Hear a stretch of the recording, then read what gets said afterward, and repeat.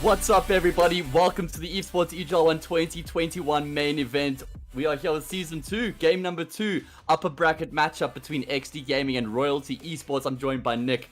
What an awesome second game we got here in the event, man. We had a pleasure of a game on Tuesday between X Energy and DC. I'm expecting nothing less here between these two teams. Yeah, definitely. I mean, I think there was a bit of a skill gap between DC and X Energy, but I think these two teams, they're as close as possibly can be. We've seen their previous results in many different tournaments go literally either way. Previously in ESL, and the last time they met earlier last week, it was a 16-14 win for Xdee, and you can't have a much closer game than that, and I don't expect anything different today.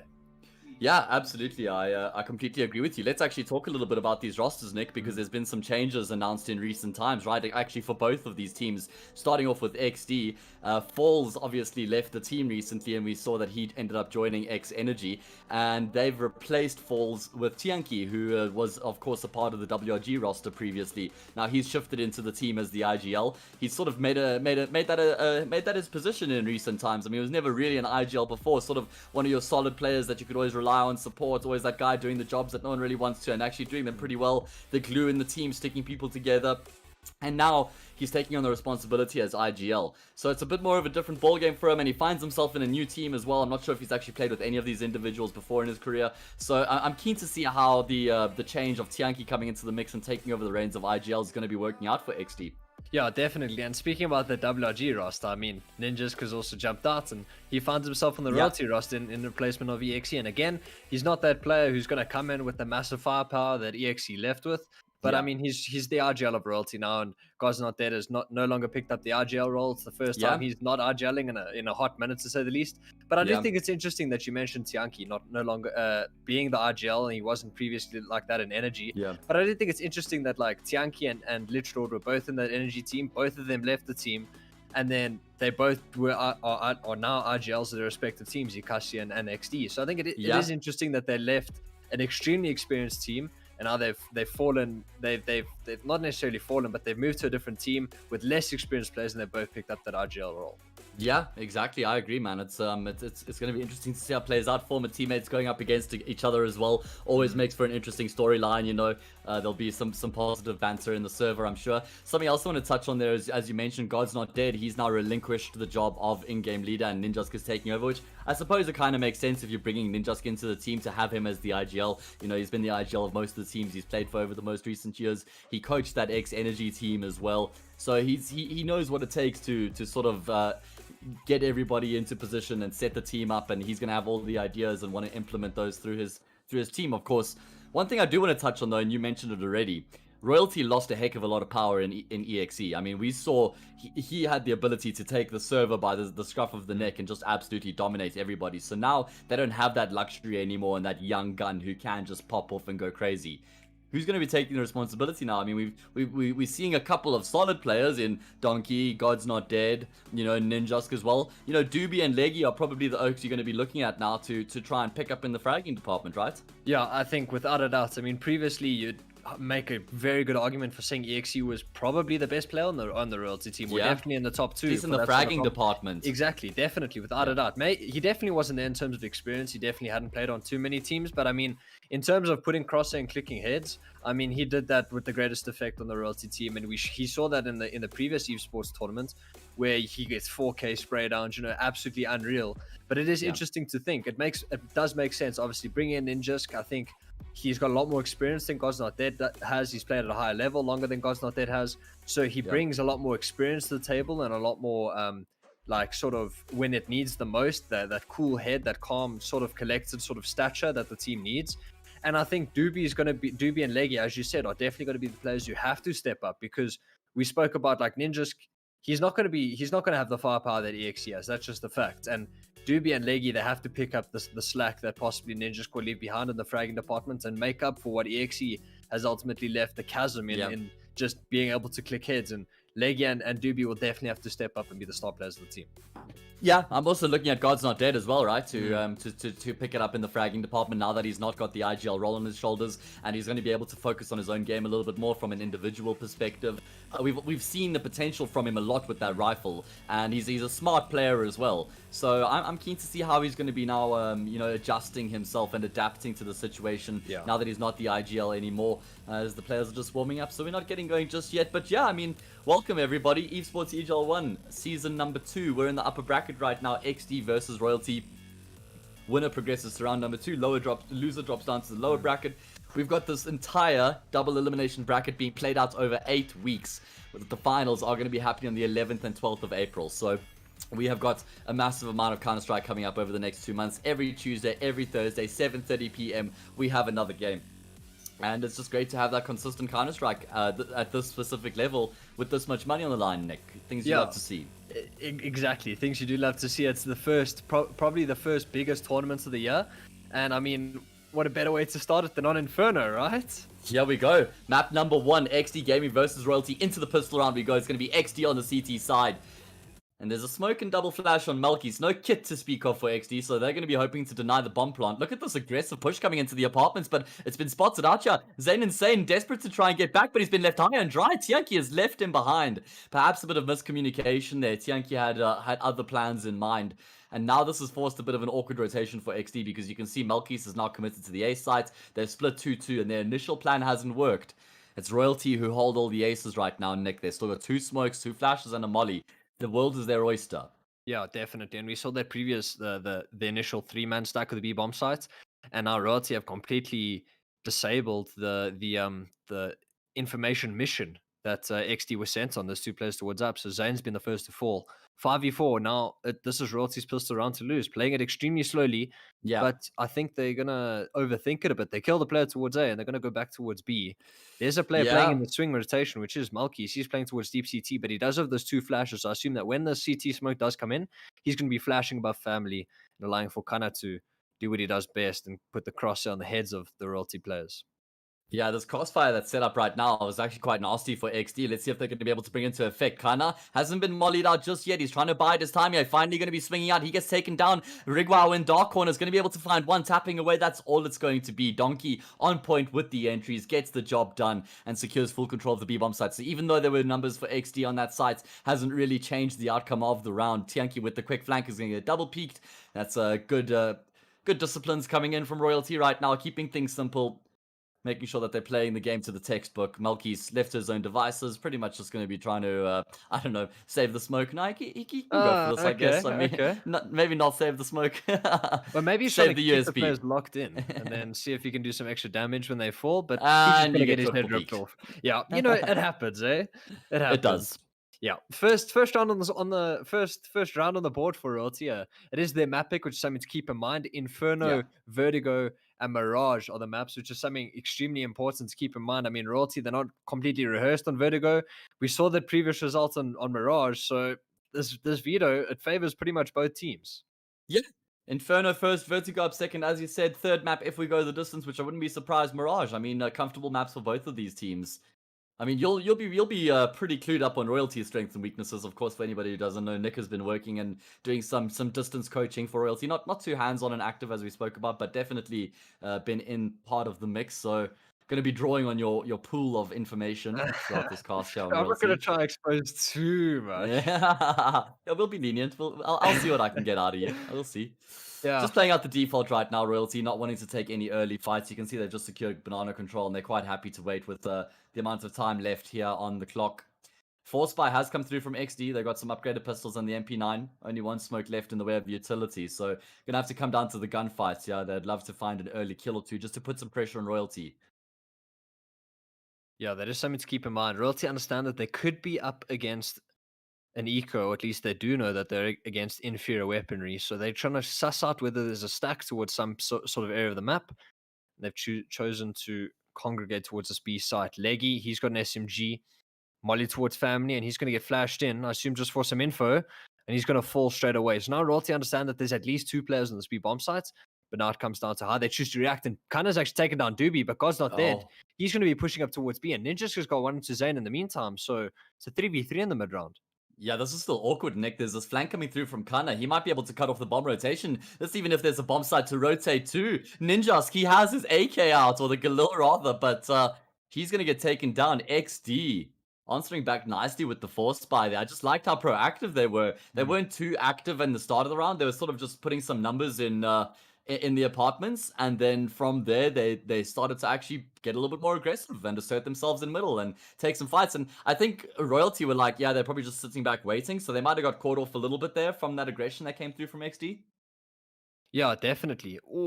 Okay. I thought Tianki would have got a deal headshot to the face, but he gets tagged down to 39 points of health. But it does look like Royalty just on some upgraded pistols. Guys out there trying to take things into his own hands towards upper B. Super alone gets taken down by Rigwa. Ninja's looking the wrong way towards middle, gets taken out by Kana. And these Deagles aren't being as potent as XD would have hoped them, as Royalty rather would have hoped them Yeah. to be. Definitely not as potent as they were in XD's hands, as Mm. Donkey's finally going to be able to find a kill. Nick, I think he's another one of the individuals I'm going to be looking to try and pick up the slack here. I think everybody's going to have to take some extra responsibility on this Royalty side now that EXE is not in the mix anymore when it comes to the fragging department. I think that Donkey, he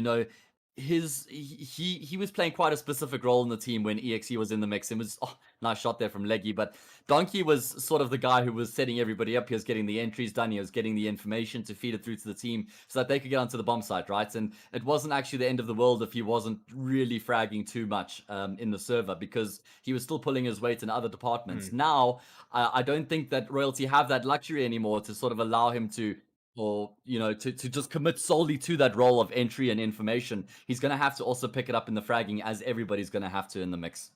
Yeah, I agree. I agree pretty much 100%. I think when you have someone running in first and they get one tapped, for example, and you have EXE following you up when he can capitalize on the space like that, you can't always find players who can capitalize on the space made in going in second when they just have such crisp aim. EXE plays on that high sensitivity, so he can have that flicky aim when he's running into a bomb site. And as Yeah. you said, there has to be other players who take up the mantle for what he's left. And we spoke about Gosdot there earlier, how solid he can be on the rifle. And I think he's another player who he has to now start focusing more on his individual game, not focus too much on the team, as Yeah. obviously not being IGL anymore, and he can start picking up his own fragging game. Yeah, absolutely. I mean, sometimes that's a nice thing as a player where it's like, hey, we're going to be taking some responsibility off you.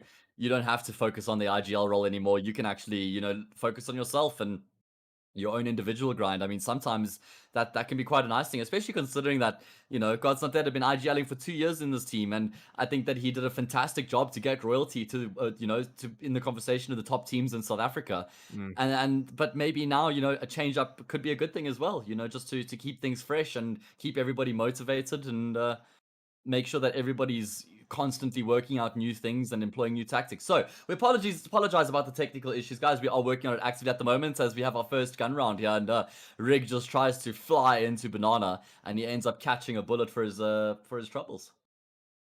Yeah, I mean, I think XD was just trying to do a bit of a rundown towards B with the infrared weaponry that they had, a couple SMGs, and Rig tried to Yeah, capitalize on that space, and he unfortunately just got his head ripped off running through that top banana smoke. So there's going to be man up for royalty, and these should be rounds you're winning. When we speak about having lack of firepower, you got to just play overall good CS. You can't be giving up advantages like this.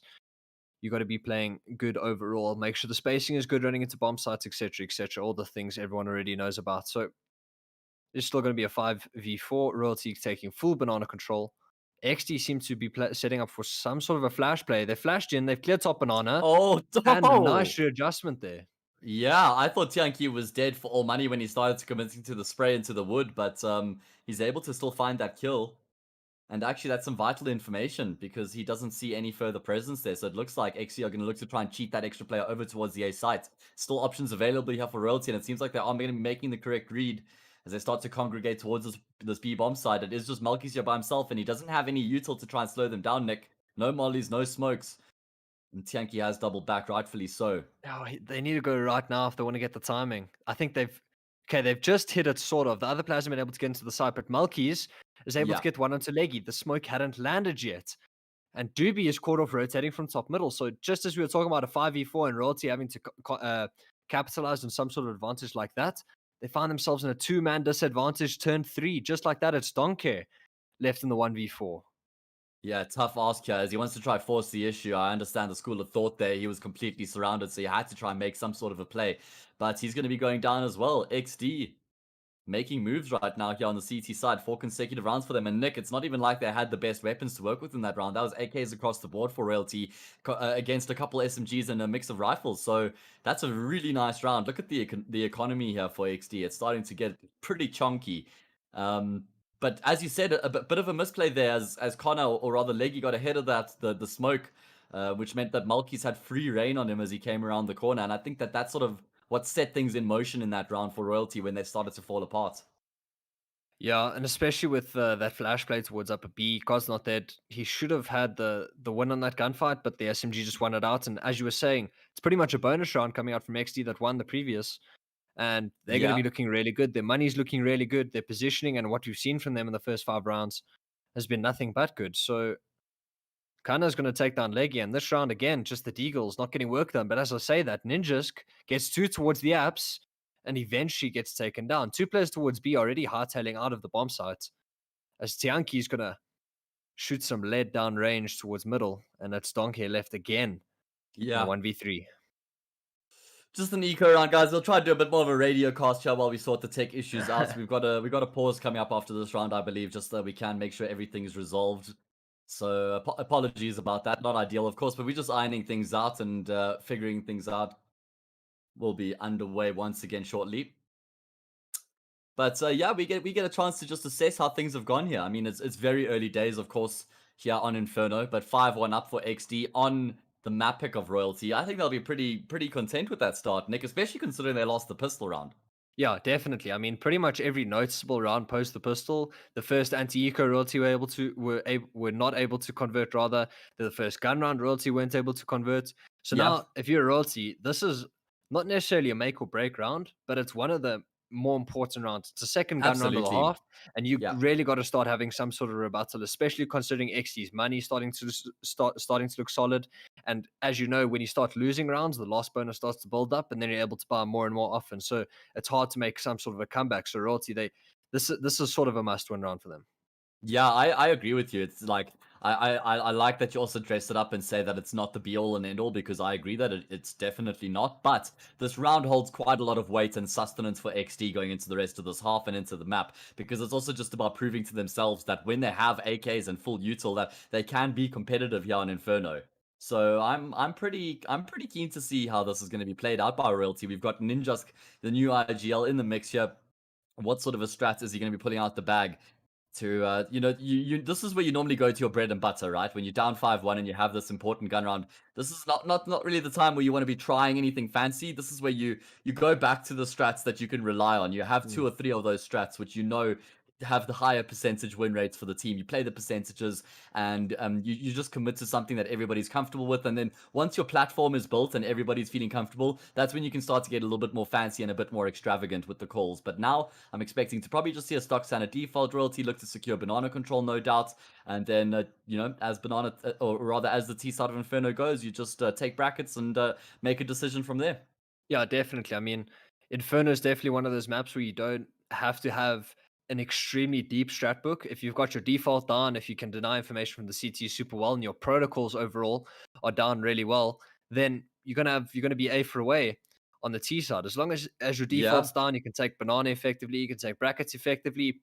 More often than not, without losing a life, will be an added bonus.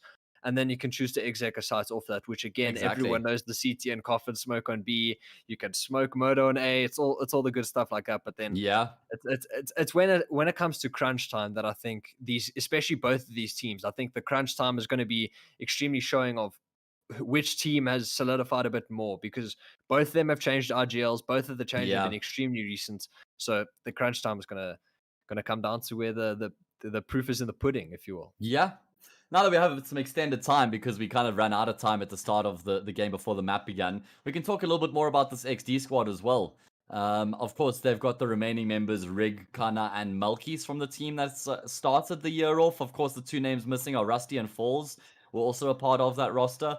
As we knew, Rusty was competing in his last event when he played in the most recent event, the Predator Slam, and now he's of course, yeah, not a part of the mix anymore, not competing anymore in local esports. So they had to bring in a replacement for him, and the replacement was Zane Insane, right? So that's actually a name that you pretty much everybody knows in local CS, but I just don't think he's competed too much, over the past few years, at least not at the highest level. And when he has, it's maybe not been for the longest period. So I'm hoping that this could be the opportunity for Zane to actually stake his claim here in the South African scene, spend some time with the team, and actually, start to realize some of his potential.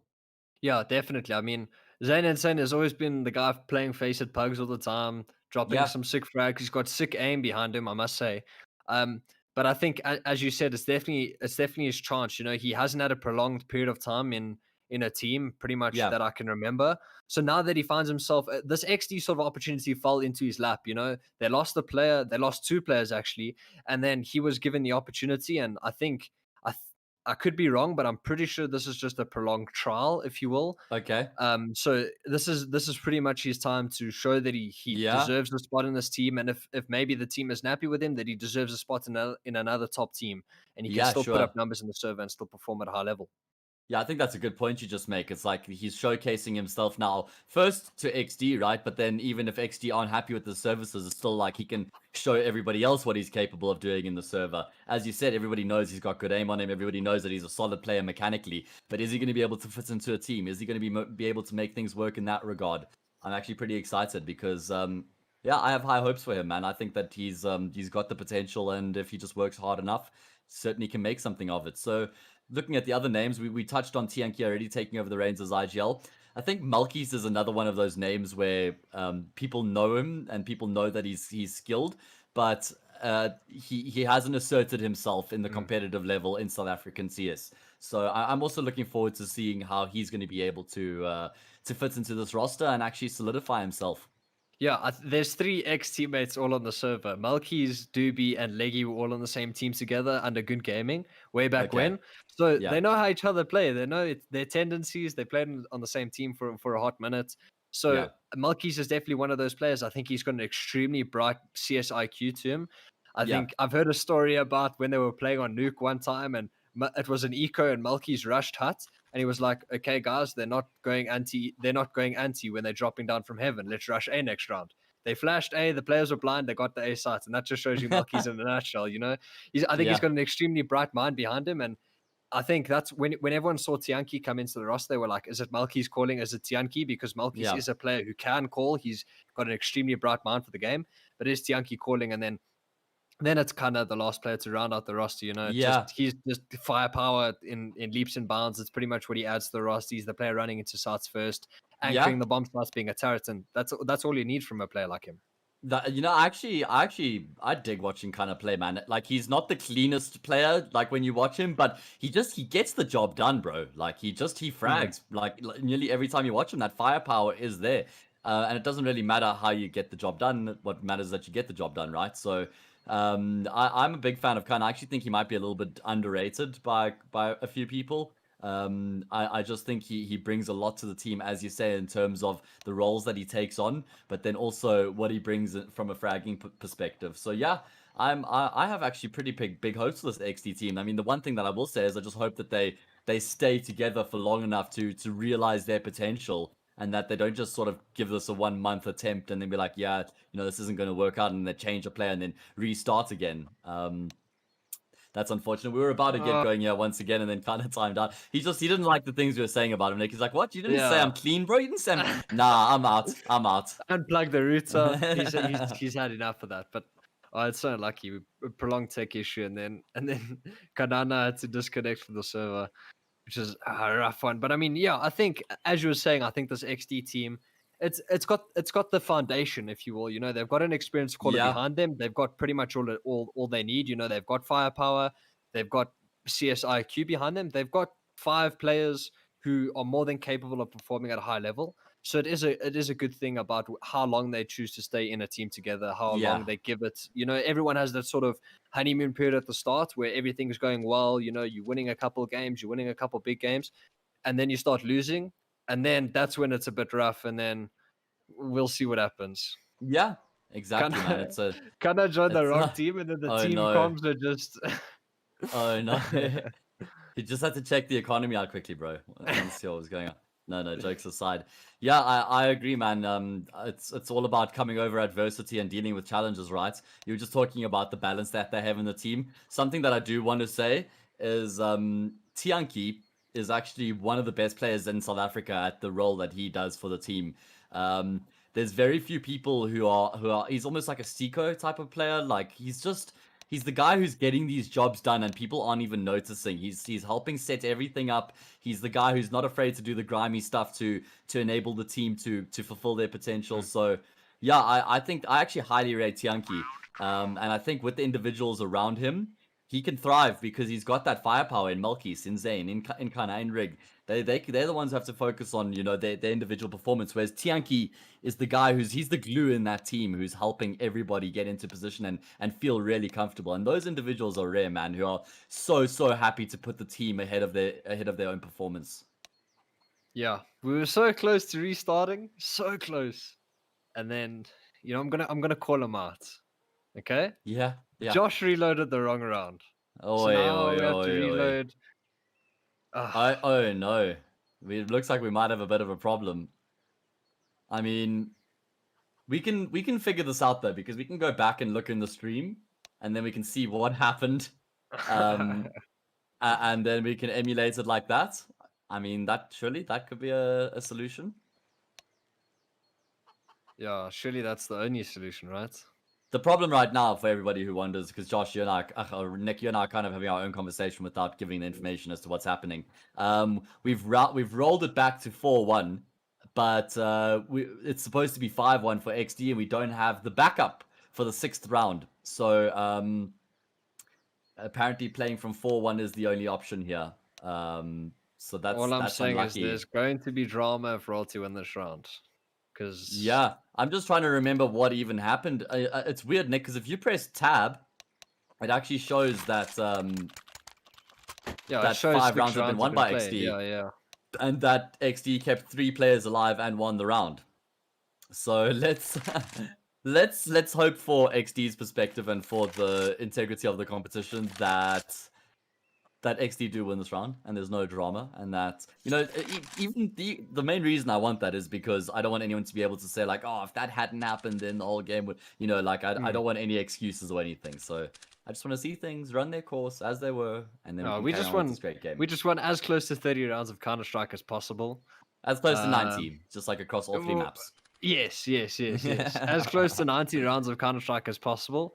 And for them to be no problems in between. But, you know, it just happens that we can't all get what we want. You know, it happens. Well, the good news is that we are unpaused. So we're going to be kicking things off here once again. 4-1 is the score. Unfortunately, we don't have the backups. I mean, there's literally nothing that the admins can do, that the organizers can do. This is what we're going to have to go off. And I mean, this happens in games, in life, in situations. You get dealt unfortunate cards and you have to deal with the hand you're dealt. So let's see how this is going to be working out. Rig has the AWP and he makes way towards Banana.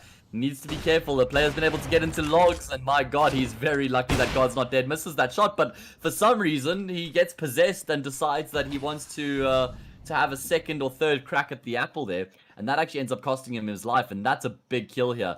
Malkis is the only player here on the side of the map. Thankfully, kind of does even things out on the opposite side of the map. Yeah, it is going to be a 4v4, and the one thing to keep in mind is that AWP has been retrieved from God's Not Dead, but Doobie has just been put 6 feet under by Kana, so he's going to wrestle things back and get 2 frags in this round. And just as that frag has been able to get accomplished, they've rotated a player out. Tianki's now towards B, which is a really good read from Exdee. They know they've got the man advantage. They can play 2-2, and that's exactly what they're going to do. Royalty are now pressing this B bomb side, so if they get the bomb down, it's going to be a round win in itself, as the bomb's going to be planted first. Oranges by God's Not Dead. He's still got that AWP on his back, which is something to keep in mind. He'll be able to lock down the whole of this banana rotate, and Zane is going to be the one entertaining him.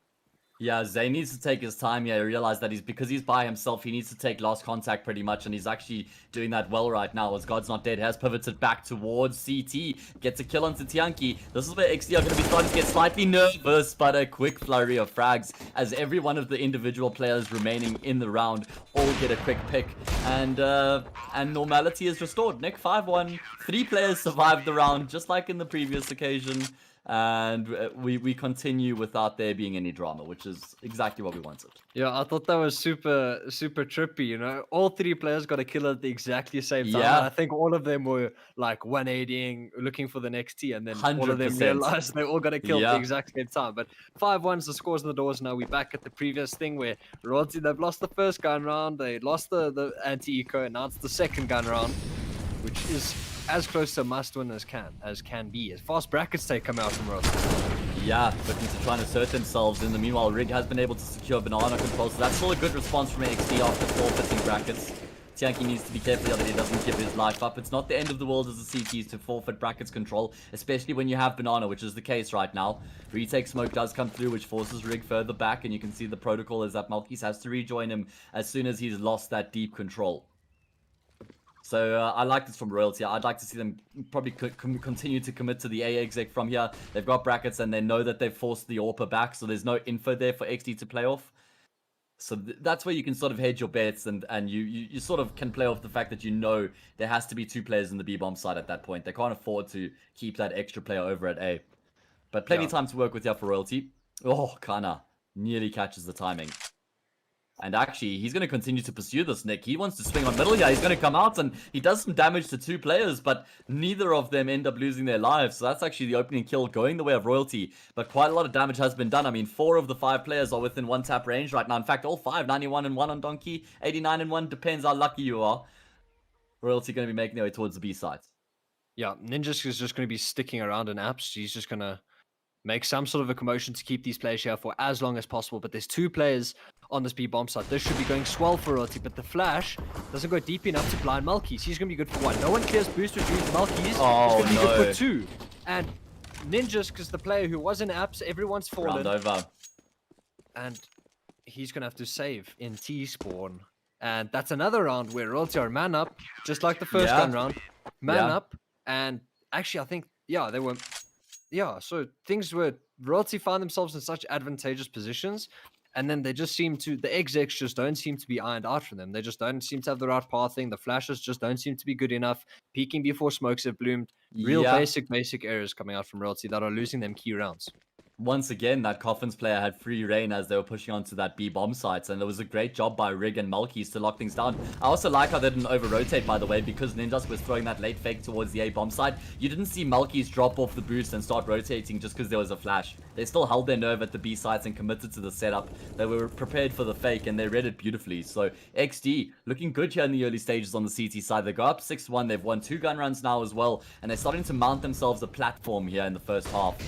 Tianki actually still alive, hasn't been volleyed out. He's going to have here the ticks from God's Not Dead, who's down to 28 health. He's clearing the corner, though, and that means Tianki gets taken down. Again, first pick of the round goes the way of Royalty, Nick. They need to start converting these advantages. 6-1.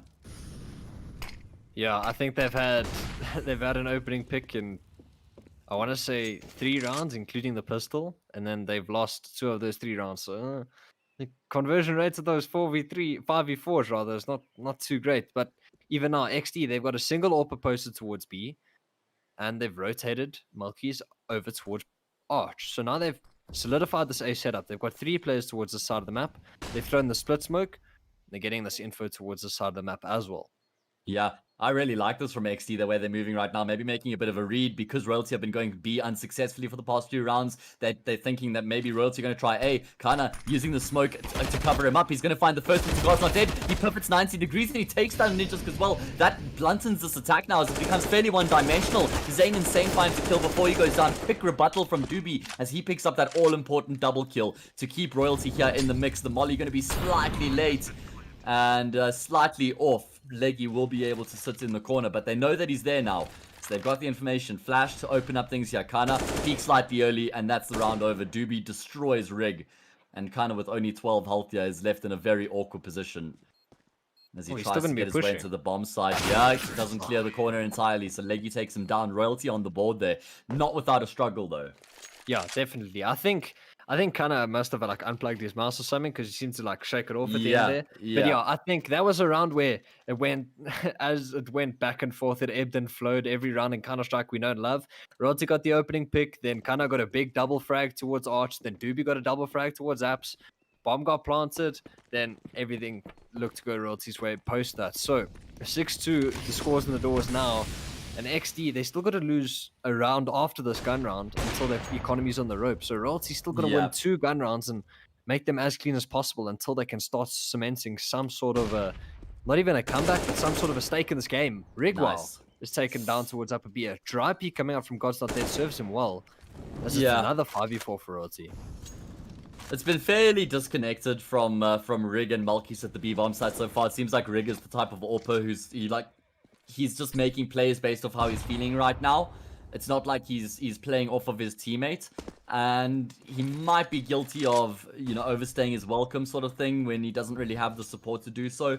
Obviously can work in his favor as well if he can land a shot and then get back, but sometimes you want to play the percentages. Wouldn't mind seeing Malkis there, just giving him some extra support. But we'll see how that develops through the half. Royalty going to try and turn on the burners here and get aggressive into this B sites. I love the pace coming out from them right now. They have got the man advantage as well. Malkis in the corner of the site. He's going to be able to find one.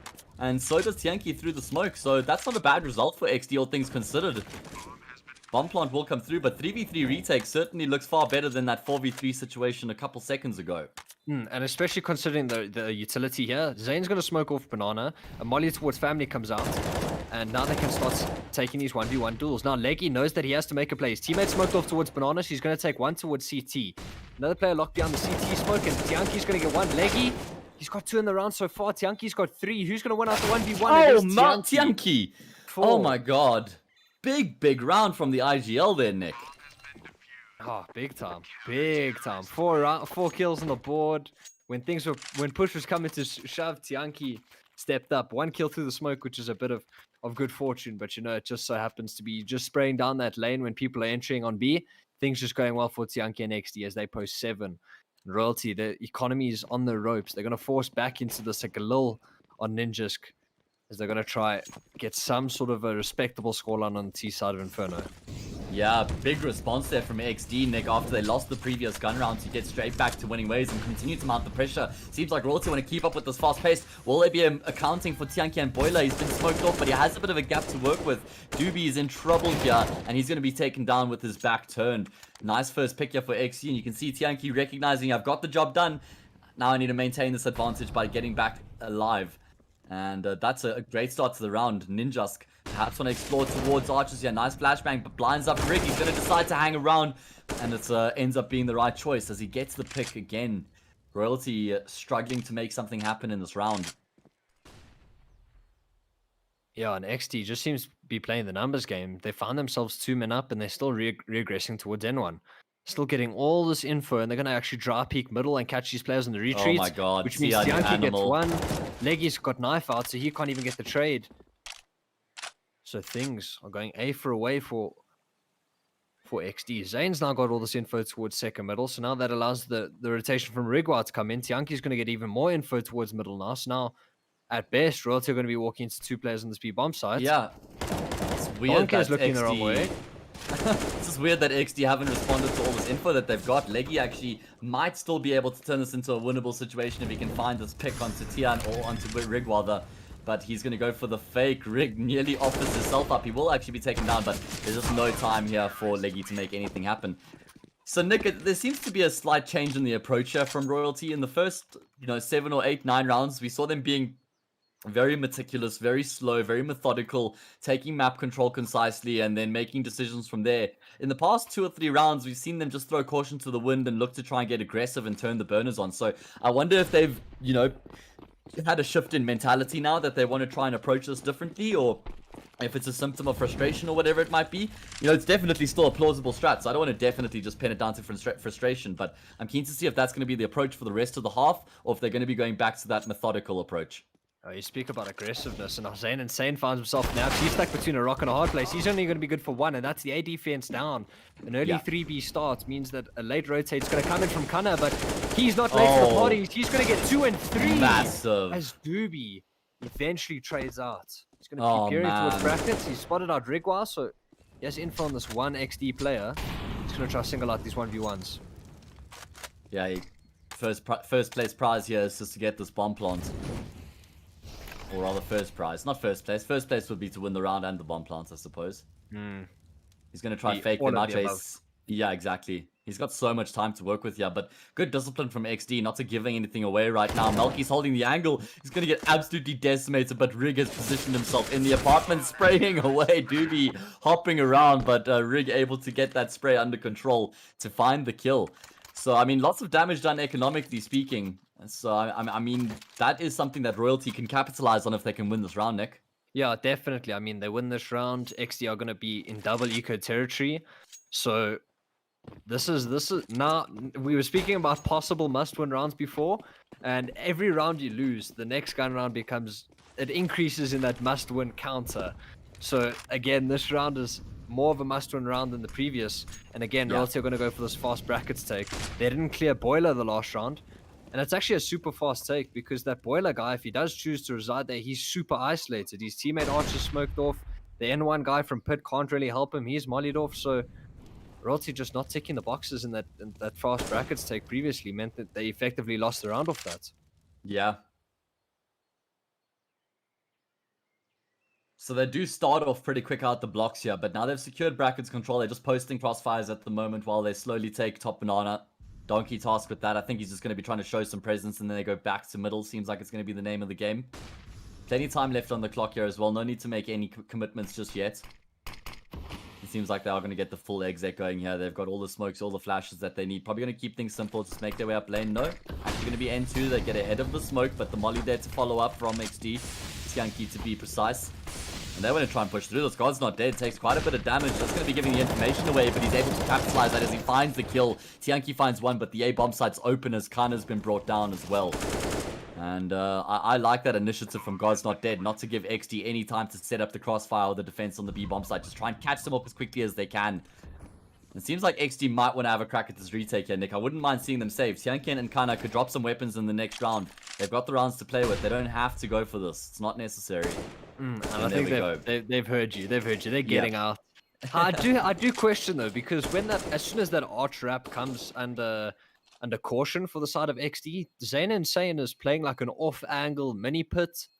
He's holding apps while his teammates is holding arch. So, like, even though the angles don't make sense because if they swing out arch, Kana doesn't see them before Zane gets shot in the side of the head. So, just mispositioning coming out from Exdee, pretty much making the arch wrap from Royalty as easy as possible. You know, Zane's caught in no man's land. There's one player stuck on the bomb side. Kana's good for one, and then Royalty win the gun round. So that is something interesting to say, though. Is like just that new player, sort of Zane, shuffled into this mispositioning, maybe miscom. I don't know.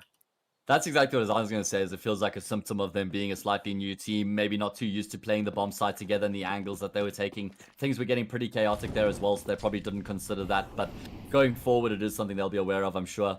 Another gun round here for Exdee, but this is a good opportunity, Nick, for Royalty, because if they can win this round, 9-4, no money in the bank, 9-5 in the anti-eco, and then 9-6 is actually a very plausible halftime scoreline. So Royalty presented with a very good opportunity right now in this round. Yeah, I think Royalty would be pretty chuffed with the 9-6, considering how they lost the anti-eco off the pistol, they lost the first gun round, they lost the second gun round. So I'm pretty sure they'll take a 9-6 every day of the week. Yeah, when they were down 9-2, and if you'd offered them 9-6, they probably would have snapped your hand off. Yeah, so definitely. Don't offer them 9-6 if you want to keep your hand, is the moral of the story. But right now, they're just sticking to their bread and butter, as we know and love from Inferno. The default's just taking place right now, securing the map control, and then grouping up into an execute. Royalty have been doing this a lot, by the way. They haven't been they haven't really been leaving any player on the opposite side of the map into the lurk role. They just show that presence and then group up with all 5 players. So Exdee, if they had read that, they could try and, you know, look to retake banana control. They're trying to read right now as they're sending Tianqi across towards B. It's the wrong read with 30 seconds left on the clock. Royalty are going to be executing into the A site once again, using N2 as their avenue of entry to get into the bomb site. Ninja's leading the charge, lands a great shot there onto Zane. Doobie comes out of the apartments as well. Great timing on the peak from him. And although Tian gets one through the smoke, that's going to be a little consolation right now. Almost deja vu from the previous round. Yeah, definitely. And just the way the map works, the Inferno map we know and love.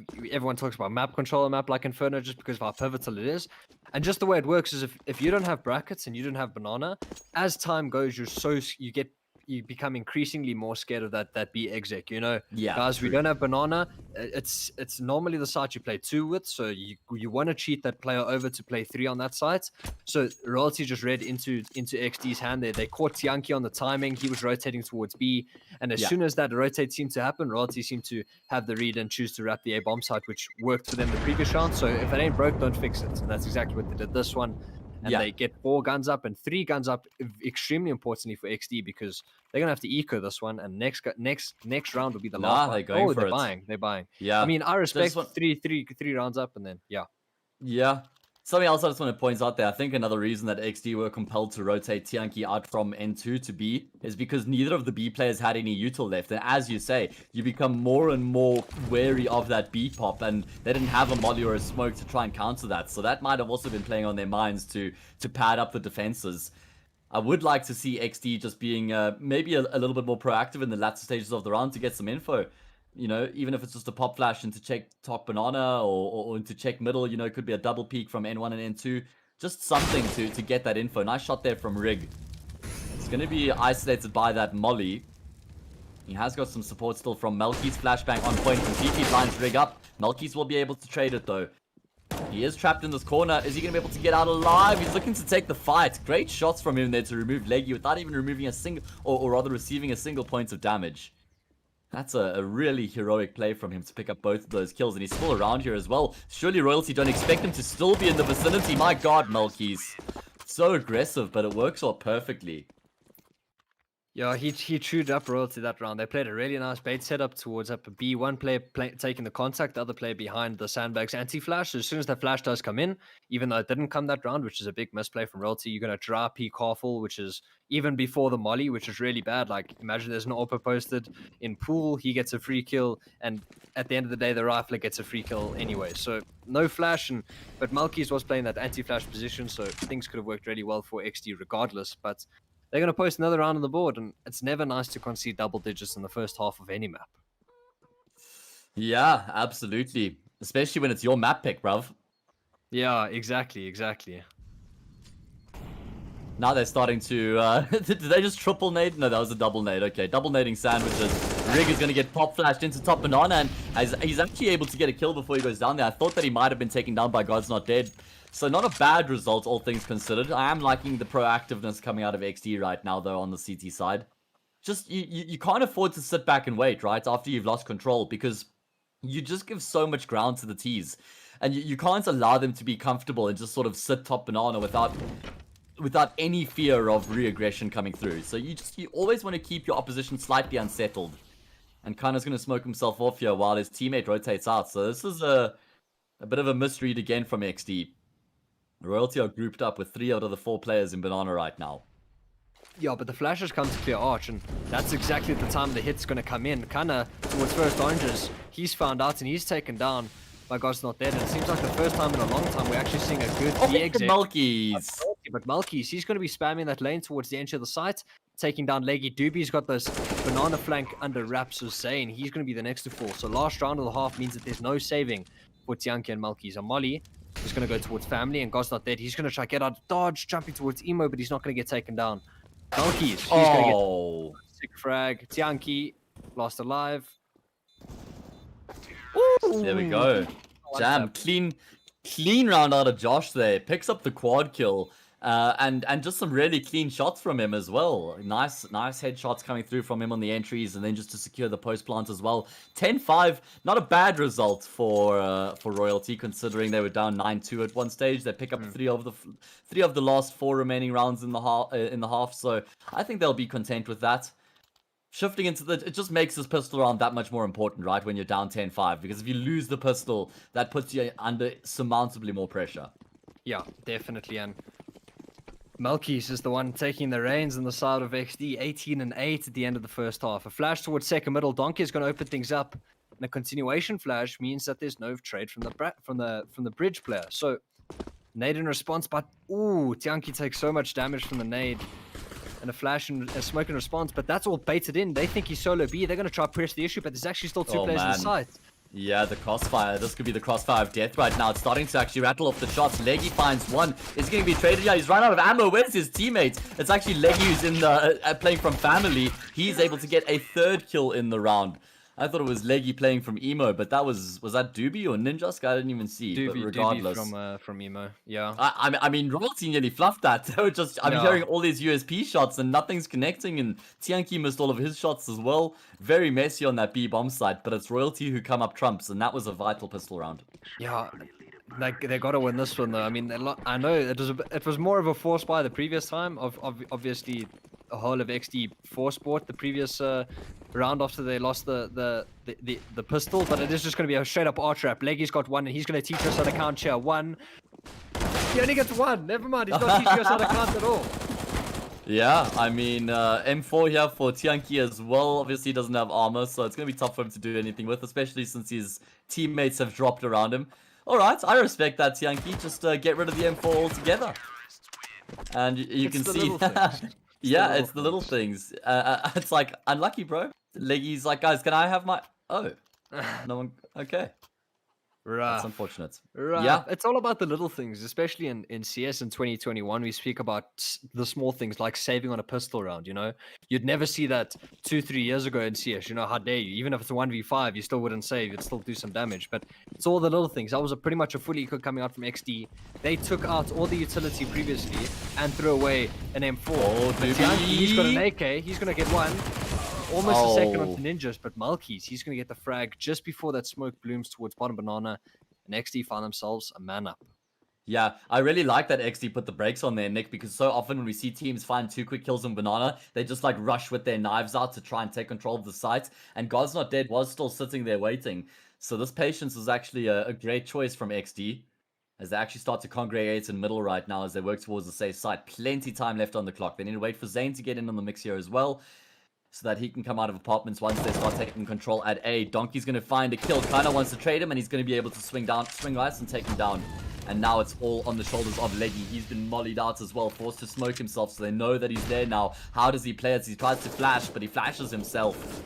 And he needs to buy time here. His teammate, God's Not Dead, is frantically rotating in, but won't be able to get in on time to save his teammate, but in time to have a crack at the retake. Finds the first, takes down the bomb planter as well. Seems to have an idea of his haters, and he's going to find the frag onto him as well. 1 versus 3, as easy as you like for God's Not Dead. Actually manages to find 3 1 versus 1s there, which is actually a very tough thing to do when you're retaking from N1 by yourself. There's just so many different angles to contend with, but God's Not Dead gets the job done, pulls his team out of the fire, and wins a massive round for them. Yeah, he really isolated this 1v1s to really, really good effect. Leggy, he bought as much time as physically possible, and God's Not Dead said, brother, I appreciate it, bro. Yeah. Let me hook you up with a round W. Exdee 10, Royalty 8, and it's an eco coming out from Exdee again. So how expensive can they make it? And even that, can Royalty win the round? We've seen them lose a couple previous ecos, and it's going to be a straight up B rush. Ninja's going to say, guys, they're rushing B. Yeah, the fast rotations also come through here. I mean, if Royalty, or rather if Exdee want to change things up, there could be a young Uno switch card coming through, or the reverse card. But no, they're going to commit to this. They want to push through the smoke. Flashbang over the top. Nobody lost their life just yet. But lots of blind players, lots of fire, and lots of damage. Finally, a kill comes through, but that should be all it's going to be. Yeah, round should be over here. How is Zane still alive? He's going to swing out and try and take the fight, but eventually he meets his maker. 10-9. Royalty now draw within 1 round, Nick. They're going to be feeling a lot better about themselves with this scoreline in play. And sorry, I know you're about to talk, but just to interrupt you, even though I haven't. God's Not Dead I mean, he's doing a lot of work right now for this team. And when you look at that 1 versus 3 clutch in that gun round, that has set them up so nicely right now in this half. Yeah, I agree 100%. I mean, we are speaking about players who need to pick up the void that EXE left behind. And God's Not Dead is one of the players that are stepping up to the call. He's putting up big numbers and playing a really, really sick game. And it's been important frags at that. It hasn't been frags on anti-ecos when he's getting frags on pistols, but you know, things have been going well. Doobie is going to make things go well for Royalty in this round. Gets 100, how much you will never do maths on stream. 193. That's it. Damage in this round so far, and Royalty found themselves a man up and some sick damage following. Yeah. Royalty have shown a tendency to look to take this early banana control, and we all know that Doobie, he's not going to be scared to get in your faces in banana. I don't even know if he was there this time round, but oh yeah, there he is, top banana still. I mean, if Royalty is playing Inferno, Doobie's going to be in banana. That's quite a stock standard, I think, right? So, Coach Nick, I don't know if I'm correctly there. Yeah, pretty much. He's one of the B players, so you'll find him over towards B more often than not. And that makes sense, right? Because his play style is that type of guy who likes to get in your face. He likes to try and force the issue. He wants to take fights. Even if the odds aren't in his favor, he still backs himself. So that's what you want out of your banana player. And right now, Exdee, they're turning the pace up right now. They're turning the heat up as well as they run through the molly, trying to get into this B bomb side. Zane, he wants to try and take a short right into the smoke, but he ends up coming out on the other side and losing his life. Looking slightly disjointed from Exdee right now as they're just being picked apart. Haven't even been able to secure control of the sites, even though they found the 1 kill. Seems like that's all it's going to be in the round. It's kind of tasked with the impossible here. He'll lose his life to Leggy as well. And that's the score's level, Nick. That is the scores level, and that hasn't been something we've seen in a hot minute. The last time we saw the scores were level, it was 1-1, and that was after Royalty lost the anti-eco. So things have been going really well since then. I mean, considering they were 9-2 down, they're taking 10-10. Now it's Exdee on the ropes, and as I was talking about before, both of these teams are new. Both of them have new callers, and both of them will probably be under immense pressure. So it's crunch time, and this is where we're going to see which team can come out on top. Doobie's caught in no man's land. Ninjas has thrown the flash, and because of that, he's able to get out of dodge. Never mind, God. He's taken down, and that means it's a B rush from Exdee going their way. And I mean, if you're Royalty, you're probably safe. I mean, you just forfeit the fact that you've lost the round. You don't give up the rifles you have. You save these guns. Nice round by Exdee. I mean, I guess they recognized the last time they ecoed, they actually had a pretty good run getting onto that B-bomb site. I think it was just like the smoke that ended up stopping them in their path. Can't remember exactly what it was, but this time they just commit straight through. They've got the smokes ready to smoke out and extinguish any mollies, and they just completely overrun that B defense. The banana defense, the Doobie was blinded up completely, and yeah, that's a good way for Exdee to get on the board here in the second half and reclaim their lead here on Inferno. Couple exit frags coming out here for Royalty at least. So that means that Exdee won't be able to save as many weapons as they would have liked. But still a great result for them regardless. Yeah, definitely. A partial buy at most, just tech nines, a couple pieces of utility, flashbangs, whatnot, and you take a round win, you'll take that any day of the week. And Royalty, yeah, they lose that just to a poor B hold. No frags in response to the 2 that Exdee got. And as soon as those 2 frags have been gotten, then I don't even know if it's proper English. Have been gotten. No, that doesn't sound right at all. That's good. If you say anything confidently enough, Nick, people will go with it. Yeah. It's pretty much how I've gotten to this point in my career. It's just, it happens. It's the way it is sometimes. Exdee getting aggressive again here. Kana going to be looking to take the fight. He waits for the flash, comes through, but it's slightly deep. However, it doesn't change the impact. It's actually seems like he got the assist. I'm not sure if God's Not Dead was blinded up, but regardless, they're going to trudge on here towards the safe bomb site. Nade misses its mark, but there's plenty time left on the clock. And I'm really glad to see Exdee reassessing their options here and not just committing to that A site, even though they found some frags. It's all on Doobie. He's got a big job to do here, playing up close to the smoke. He's going to be able to find the first and second, and he gets third on the opposite side. Fantastic job by Doobie. That has just earned Royalty a chance in the round. A round which was looking so doom and gloom now has something for them to work with. Leggy and Donkey tasked with trying to make this 2 versus 2 retake happen. They've got Util. They've got the flashes, Smoke and Molly as well. Yeah, you've got Util to plug up these positions. There's one player, they're playing the most common crossfire in the whole of the game. You've got a Molly, you Molly out family, you kill that player, and maybe you think the last guy's towards banana, and then you're going to check emo afterwards. So that's exactly what they're going to do. Molly family comes in. Now, a flash in response, but Zayn Insane, he's unable to get out of dodge. Now they're going to clear banana, and then the next problem is going to be emo. But none of them seem to be wary of it. But Leggy, what is that?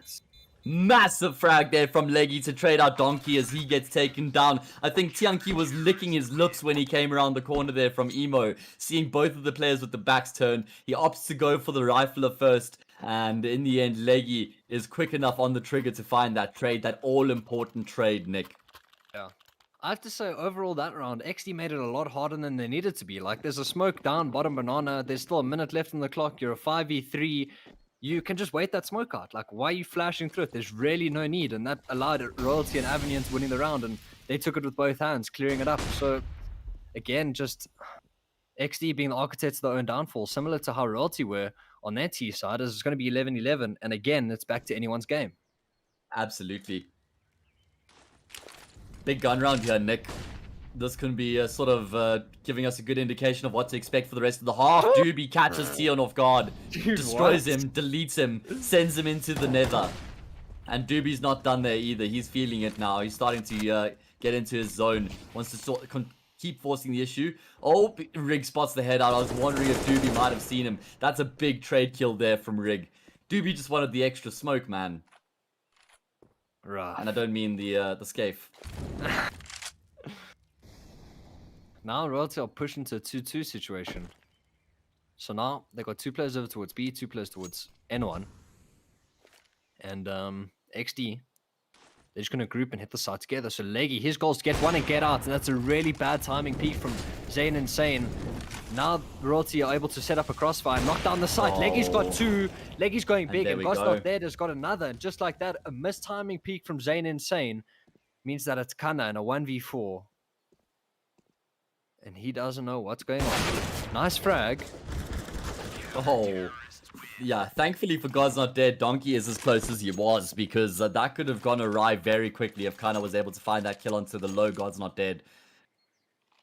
Getting a quick look at the scores here. Good timing as well, as we have a timeout being called by Exdee. Work being done here by Leggy, God's Not Dead, Doobie, and Donkey. All 4 of them are 15 kills plus.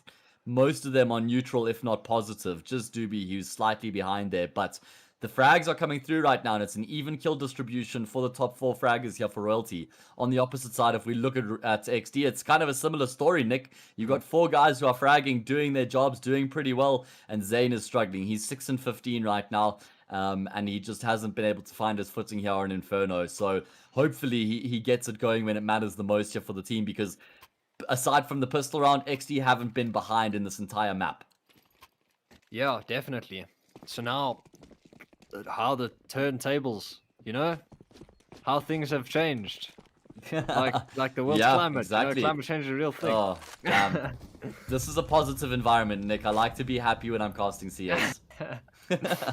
But it's a big round here for Exdee. I mean, they've got some round loss bonus behind them. They've got a 4 count to be precise. So, I mean, as long as they're finding bomb plants, they're going to be able to continue to buy. But that's not what's going to be on their mind right now. Royalty are ahead, and this team plays well when they've got confidence behind them. And they've just retaken up a B. So, Exdee, they started with this initial banana take, and Royalty are taking it right back. They've got all the info in the world. The CTs, for once, have got brackets and top banana. So, things are looking good for Royalty so far this round. 1 minute left on the clock. Still no information for the Ts. They don't know if there's a stack on one bomb site. They just know that they've been cleared out across the map. Bombs still in spawn, so Exdee's hand still hasn't been shown quite yet. Kana's going to go back to retrieve it, as Royalty are going to rotate a player back towards this A bomb site, when it's actually going to be the B site under question. 2 players left on this side of the map. As time ticks low, 34 seconds left. So it is the B play coming in through the smoke. Ninjas gets 1. Doobie gets 1 on the boost. Ninjas gets another towards Coffin.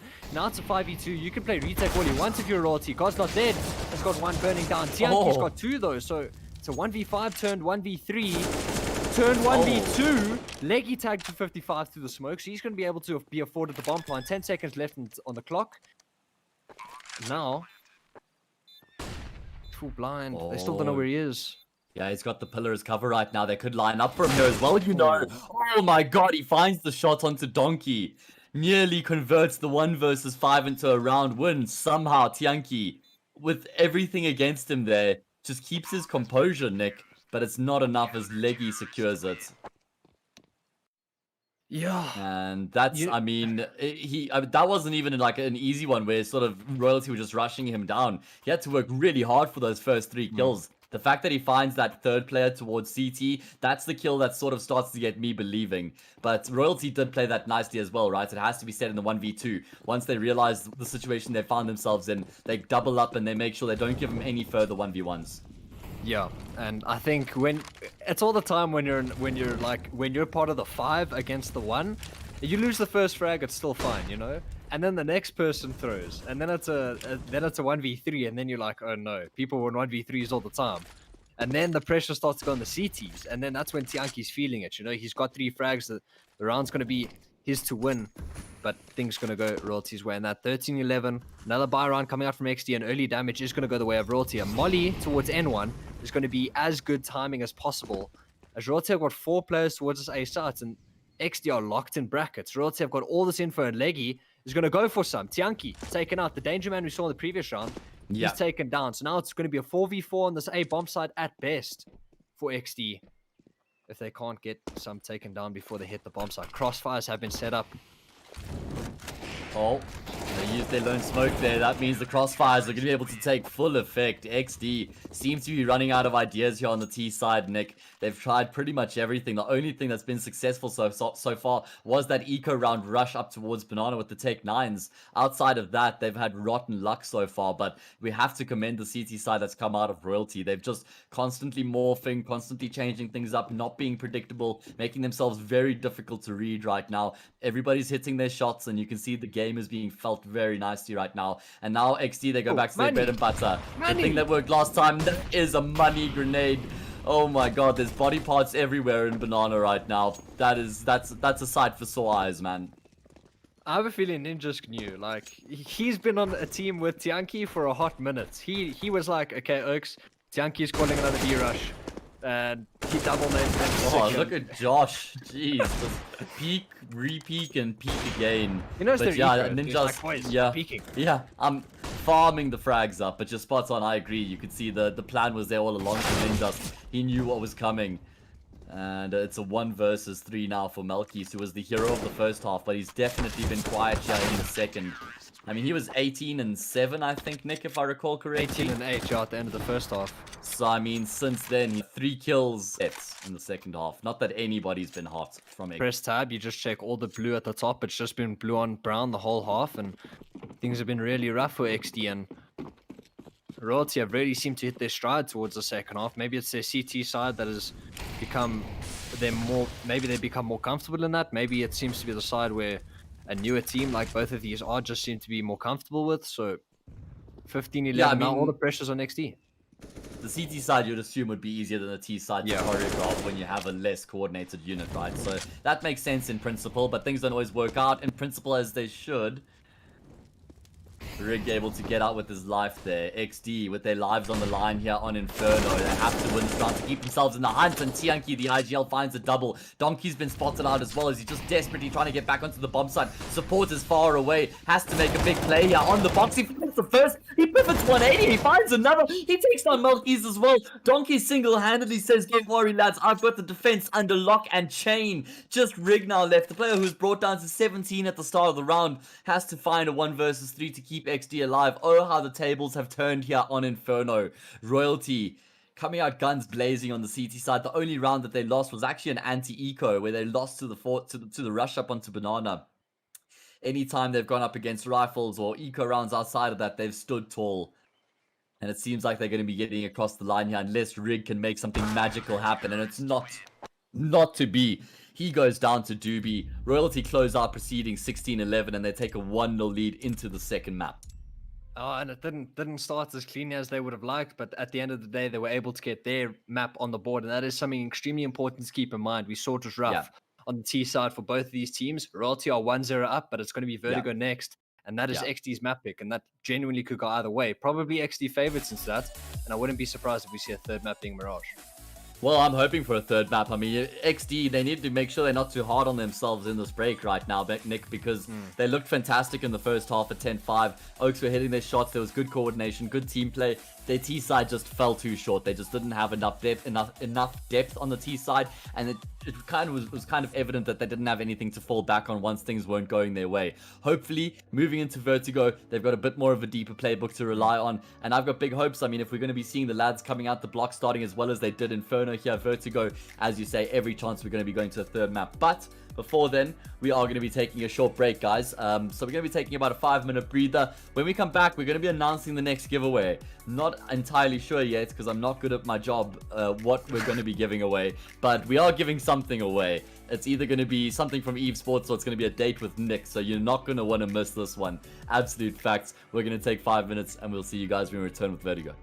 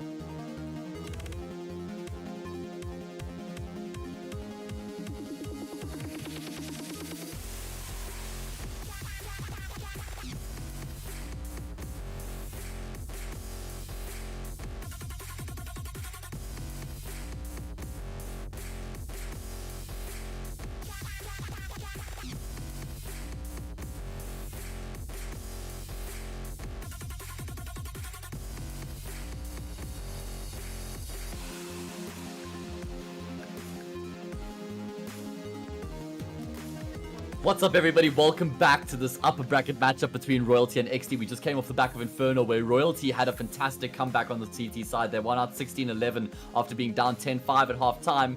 Can you hear me, Nick? There we go. I'm back. I don't know if I was lagging, off the server was lagging. They were doing the moonwalk. But it's Exdee on the T side. They've got a smoke, 2 flashes, grouped up on the B bomb side right now at the stairs thereof. And Doobie, he has a job to do right now. He's going to see that smoke coming over, and now he has to tap some heads. He's got support. The flashes are keeping him blind for now, and Exdee are just looking to try and over on the bomb side. But it's Leggy and Doobie tapping away, landing the shots. It's Leggy who's getting the lion's share of the work done. Ninja Squant's in on the action as well. He picks up a frag, and it's Royalty who draw first blood here on the CT side of Vertigo. Super clean pistol round coming out from the boys over at Royalty Esports clan in the top there. But things are going pretty standard for Royalty in that round. They had the supporting flashes. They had 2 players over towards the B bomb site. Flashes coming in good timing, and Exdee, it's really tough to run into any bomb site when you're full blind. You don't know where you're getting shot from. Things aren't going well, and you know when you're running in and you get blind, and straight away you're like, okay, I'm pretty much dead. You just tell your team, guys, I'm full white, and then bang, headshot, gone, GG, lost, not fun. Bang, Yeah, that's a couple times. Yeah, mouse, uninstall Counter-Strike, uninstall Windows. I mean, I don't even know which bomb site's better. I just think the A site, you probably have like slightly more variations, so maybe, you know, that would be the site to choose from. But yeah, B bomb site is probably one of my B bomb site. Vertigo must be one of the like least appealing bomb sites out of all the map pool. Yeah, I feel like Vertigo is probably the map in terms of global CS and in terms of South African CS. Throughout the past, like probably about throughout the past 4, maybe 3-4 months, and throughout the next probably 6 to 8 months, we'll see the biggest change in meta throughout the whole of the CS pool across the world, because obviously new map. Well, relatively new map compared to the others. It's got new ideas completely brought to it, new dynamics to how the map is played. So it is going to be interesting to see teams do it, because I know a lot in EU, they've gone away from the CTs completely dumping util on ramp, because what they do to counter it in EU is the T side just waited out the utility, and if you're going to molly, nade, smoke ramp, you just wait it out, and then you contact up the ramp, you exec A, they have no util in response. So what people are starting to do on CT side is on the A side, they'll maybe smoke and flash ramp for info, and not molly, not nade, and all that stuff, and probably play retake on that sort of start. You can double nade the bomb plant, you can molly the bomb plant, wait Yeah. for the smokes to fade, stuff like that. So the meta is changing so quickly on a map like Vertigo, and I think we're going to start to see that throughout the next couple months in the South African scene. Obviously, we always speak about us being in a little bubble down here, Yeah. completely cut off from everyone else. So I want to see the change in Vertigo and change in the meta throughout the whole of the South African scene. Yeah, I think those are some really good points that you touched on, in particular the fact that the meta has evolved and we're still slightly behind the curve, as we generally are when it comes to most things. So, yeah, I mean, I'm keen to see how it's going to be progressing over the next couple of weeks and months. I'm just thinking about who the best teams are locally on this map. You know, I know that Nibble features this map, obviously ATK don't play it as much as they were at the end of last year. I'm not. I think I don't think they put as much stock in their Vertigo as they were. I'm not sure if you know more info than I do on that map. I know that Goliath have been trying to feature this map as well. So there's a couple teams who are trying to play it more regularly and try and make it a bit of a home pick, if you will. Yeah, and I think it is definitely going to be some sort of a punish pick when you have a team like ATK, like especially if they come up against a lower echelon team, not your Goliaths, not your DNMKs. If they come up against any other team, they'll pretty much beat you on any map, Yeah, regardless of what happens. But yeah, Vertigo can seem to be some sort of somewhat of a punish pick when you have an ATK against a team like Royalty or XD. They can comfortably pick it into you and know that they will, without a doubt, beat you on a map like that. But they would rather fall back on their Mirage and stuff like that. But I think when you go higher up in the echelons of CSGO in South Africa, particularly, yeah. I think if you're not comfortable on a map like Vertigo, post your initial ban. If you're not comfortable on a map like Vertigo, it can definitely be a map where it's a punish pick and the other team Yeah. can punish you, because if you know how to play it, you'll absolutely trash the other team if they don't know how to play it. If you know how to keep hold of your utility and the other team doesn't, Vertigo is like, you'll take it 9 times out of 10. It's you'll take it comfortably.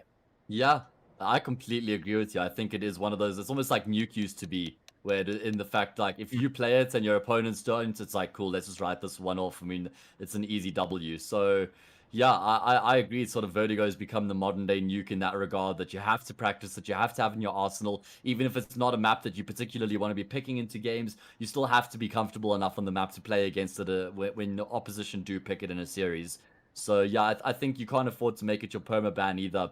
It leaves you too open ended in the rest of the map pool. Yeah, I mean, and it's never ideal to have a perma ban, of course. yeah, you just alluded to Nuke, and I think it's super interesting that like Nuke is now probably one of the most commonly played maps throughout of all of CS, throughout Yeah, EU, NA, even South African. Every team is like sort of solidified on Nuke, and obviously meta changes as it does with every map. But every team in South Africa, or 9 out of 10 teams, pretty much every team in the higher part of the South African scene, all of yeah, them are super comfortable with Nuke. So then 100%. it comes to like your punish pick, and then we speak about Vertigo, and then I know some teams seem to be leaning back towards Train. I know ATK are super comfortable on a map like that. I know Goliath are starting to become a lot more comfortable on Train. So then it comes back to the other maps. Everyone plays Nuke. So then it's what other maps? It's like there's Train, there's Yeah, Vertigo, there's Overpass, which are Overpass the is a other good one three as well. factions. So Yeah, yeah, yeah. I think Overpass is a great like home map if you can really get on top of that T side. But I just wanted to touch on what you said about Nuke. It's funny, as you say, it's become such a main feature. And I think this applies to more locally than it does internationally. But I think one of the main reasons that it's become a home map, or at least a map that nearly every team in the top level of South African CS plays, is because no one wanted to play Vertigo. Not only because it was a dog map in the beginning, but even just in general in South Africa, nobody wanted to play the map, even when it became a bit more popular overseas. So they had no choice, bro. It's like, guys, yeah. we need to start learning Nuke now, but if we're going to just perma-ban Vertigo and never play that. So it was almost like a bit of a forced thing, but it's definitely become a bit more organic now, and I'm loving it, man. I think like maps like Nuke and Overpass and Train that offer such dynamic T sides and really allow for the game to have so much variation. For me, those are the most entertaining games. Yeah, definitely. I agree with you 100%. And I think it is interesting if you think all the way back to when Vertigo was first introduced, there was that all that wall by a ramp, that was all wood, and you could walk on a big ledge there because it was open. Yeah, The B yeah, site didn't have a change in elevation. There was a door you got into the B site with. Like, who would have thought that? One I entrance know. as a CT was a Yeah, single squeaky door. You needed one smoke and you had the site. I yeah, I thought remember that. the window in mid, obviously. So when that's 100%, changed a yeah. lot, I have no doubt that they'll probably carry on making changes to it when they start making it a better map, because I know there's still this thing flying around the community globally again that people just don't like Vertigo. They don't know how they don't like how it's played. They don't like how Yeah. features and it's all stuff like that. But I feel like that was the same when Nuke was in. You know, Nuke was the other map where it's changing elevation. But I guess Nuke's a bit of a different argument because it's historic and it's iconic. Yeah, exactly. Yeah. So you can fall off of Vertigo, which you can't do on other maps. Yeah, that's true. I mean, I like Vertigo because it brings something like completely different to what we used to in the other maps. I just think it's like too far on the one side of the spectrum in some regards. Like, you know, I just think some parts of the map are just not conducive for super competitive Counter-Strike, like especially the way that the A bomb site's being played now. It's not like super entertaining stuff, you know. What is entertaining is the fact. Oh, never mind. Jesus, Not entertaining. it had to me. I just got baited so hard there. I thought we were about to get underway, kick off proceedings, and get back into the game, but not to be.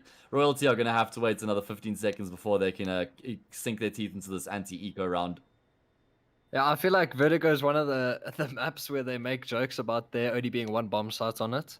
Because it does feel like everyone on T side, they contact up ramp, they do the left side or right side smokes, they molly headshot, they flash in, and that's it, you know? Yes.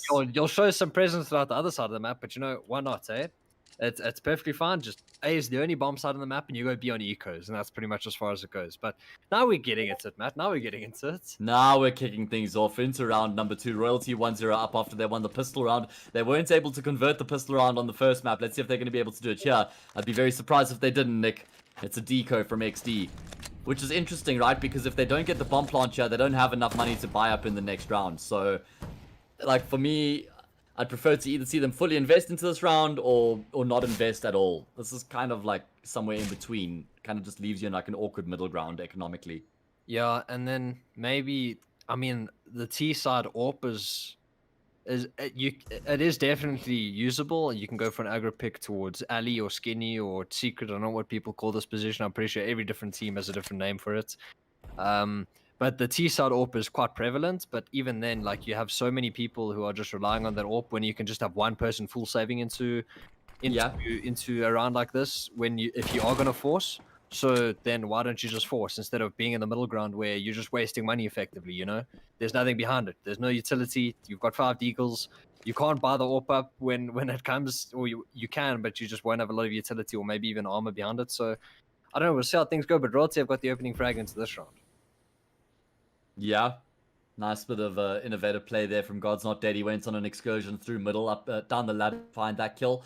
And off the back of that, Exdee are just trying to work their way onto this B-bomb site subtly, trying to maybe catch Royalty off guard. Yeah, Doobie playing behind the steel pillar, waiting. Tianki's actually going to find the pick. Doobie's gone unaccounted for. He finds the first, second, spraying away. Won't be able to find the third. Malkis has picked up a double kill in the round. So all of a sudden, this actually turned into a potentially winnable situation. I mean, the Desert Eagles on points. If they can just land a quick headshot here, it's doable. But Malkis will be dispatched of. And now it's just kind of left in the 1v2. No armor. He's got the farmers, but they know exactly where he is. He's been able to find the first, but he'll be traded out immediately afterwards. However, that is a fantastic result for XT Gaming. Getting 4 picks and a bomb plant in their anti-eco round is going to be leaving them in a very nice position heading into this first gun round.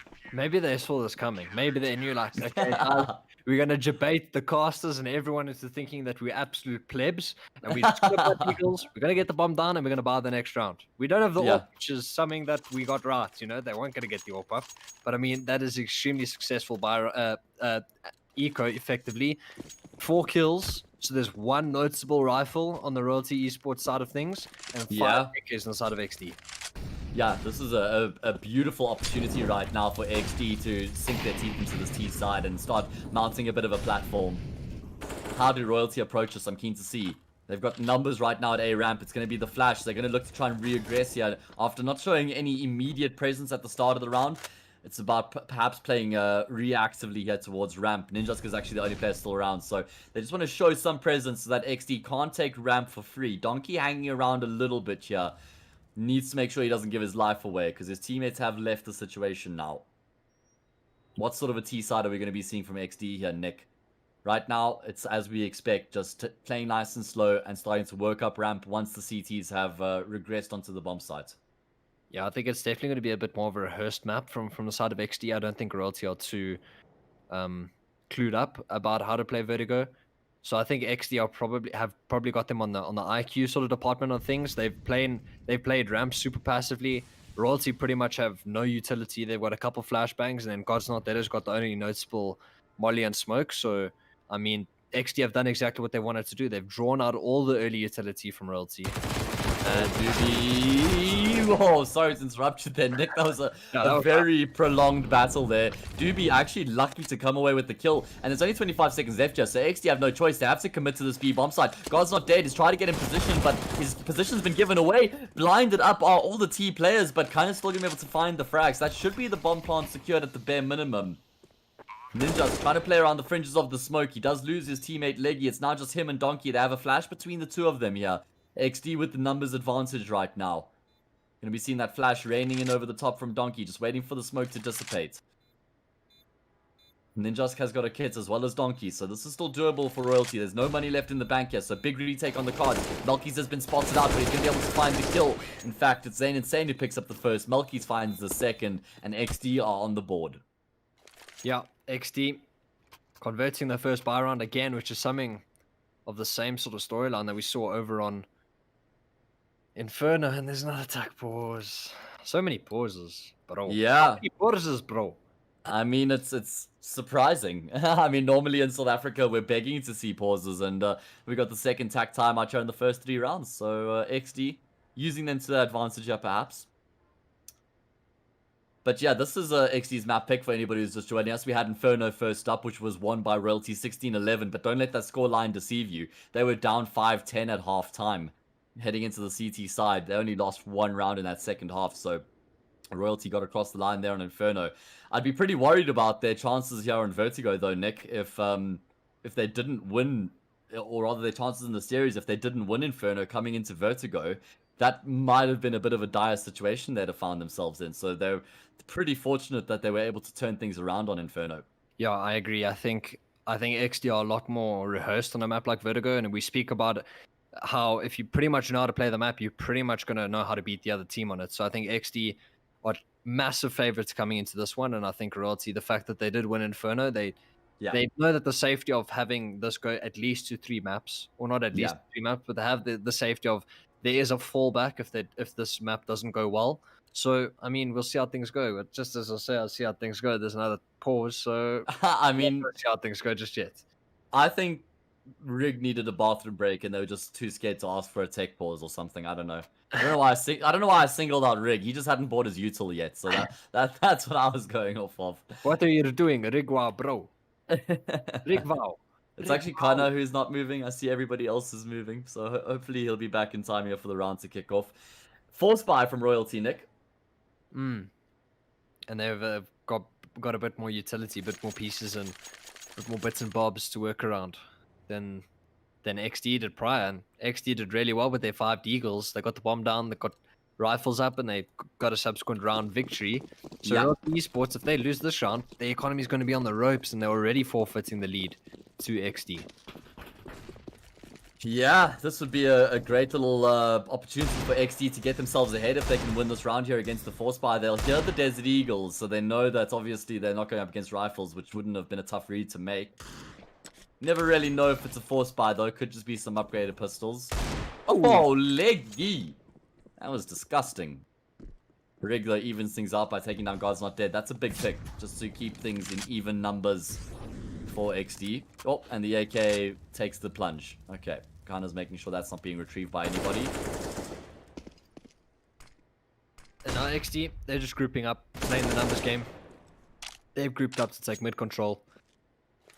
But what Royalty have done to good effect is they've ring quiet towards A, so they've got this info towards the ramp position. However, XD are going to choose to come back. So Leggy's jump spotting here, he'll get contact and he'll be able to fall out. The question is, do XD choose to accelerate off this contact, or are they still going to chill? Well, with 42 seconds left on the clock, I think they're going to start to commit to this bomb sites. And Royalty, they've got the rotations coming through as well. They've got 3 of their 4 players on the site. Doobie's on the flank as well. Royalty have got themselves into a good position, all things considered, as this XX starts to come through. The mist smoke is going to be leaving Exdee in an awkward position. The smoke's not missed from Royalty. That phase smoke you talk about gives Leggy that one way to try and work with. He spots the legs. He hits the shots as well, as does Donkey. Only 2 players left here for Exdee. It's falling apart at the seams until they both find a quick kill. 14 seconds left here for Tianki to try and get across the line here for his team, and he's just going to be catching a bullet from Doobie, who finally gets a reward for his long flank that eventually comes through with the kills. So that's a big let-off for Royalty that they win that round. Yeah, I think Exdee, they just went too quiet there. They gave up too much map control for free. I mean, Doobie, he smoked them, and I think initially at the start of the round, we just saw 2 flashes thrown over towards B ramp, and that just isn't enough. That just isn't enough presence to be shown. You have to have someone holding that angle for that B push. It's a free kill 9 out of 10% of the time. 9 out of 10, rather 90% of the time. But 9 out of 10% of the time, that's right. That's less than that's not great. Those aren't the numbers they want to see now. Ooh, nice. Trying to turn up the pace here, yeah, making their way forward aggressively. Donkey doing lots of damage. Finally, some kills will come through. It's actually a TK in the mix as well. Malkis was going to find that frag, whether it meant he took down Zane or not. And that might be the only kill in the round here for Exdee. It's just kind of left 1v4. He's got armor and an M4, so I mean, he can take his time here. And even just finding 1 or 2 picks in this position inflicts some economic damage, which is always a plus. Map. Nice angle he's holding, but he's slightly wary. Keen to see the discipline you have for Royalty as well, by the way. Oh, Kana finds one. Kanana. This is where Royalty just pack up shop from here, right? They just don't give him any further opportunities. They force him to push all the way. Doobie with the flank there again will be catching him off. So 4-1.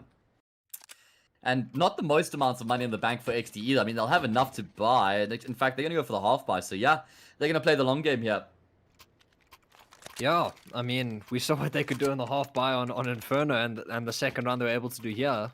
So maybe, for we know, Exdee could be getting a second round. So this is just going to be Malkis throwing the skinny smoke, which does suggest it's going to be an aggro A play. 3 players going to be able to greet them. As Ninja's just going to throw this early utility, which is going to do not a lot of damage, actually. He's playing close on the crane. Flashed in, not able to get anything done. Zane going to take down Ninjas. Leggy's going to get one in response. Oh my god. Going to take Leggy's head off. So now it all falls onto Donkey on this bomb site. He's dropped the bomb, playing towards default. His position is now known. And he's spotted out by Rig as well. Think down, 3v3.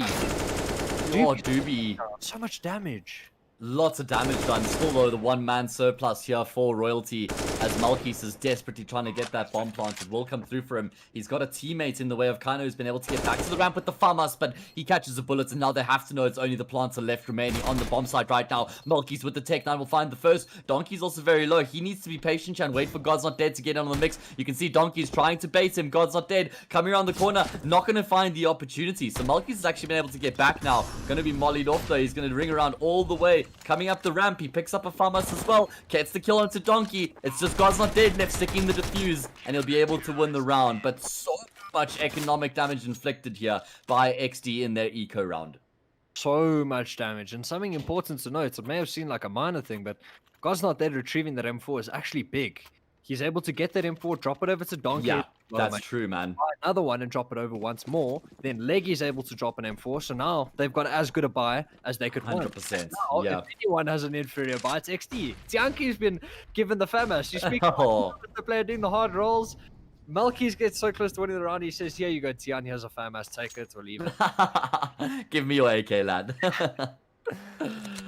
Oh, geez, yeah. I mean, as you say, I like that attention to detail you noted. That God's Not Dead. He doesn't actually prioritize the frag there. He wants to prioritize the M4, rather. And it was the right decision. So 5-1 here, all important gun round for Exdee as they start to fall slightly behind here in the first half. They start to re-explore mid. We've seen them poking and prodding in mid. We haven't really seen them throwing numbers at mid, and it looks like that's what's going to be the option here. They've got 3 players coming together right now. Util reigning in. Ninjas has been forced back, but this is the protocol right now for Royalty, because they've got God's Not Dead below the scaffolding, and they've got Ninjas can CT. So they've got the players in position to deal with this. They're threatening an A pinch over here. They've got 2 players over towards ramp. They've got all this mid info. It's Rig who's sitting here, so he's going to try push a fading smoke, I assume.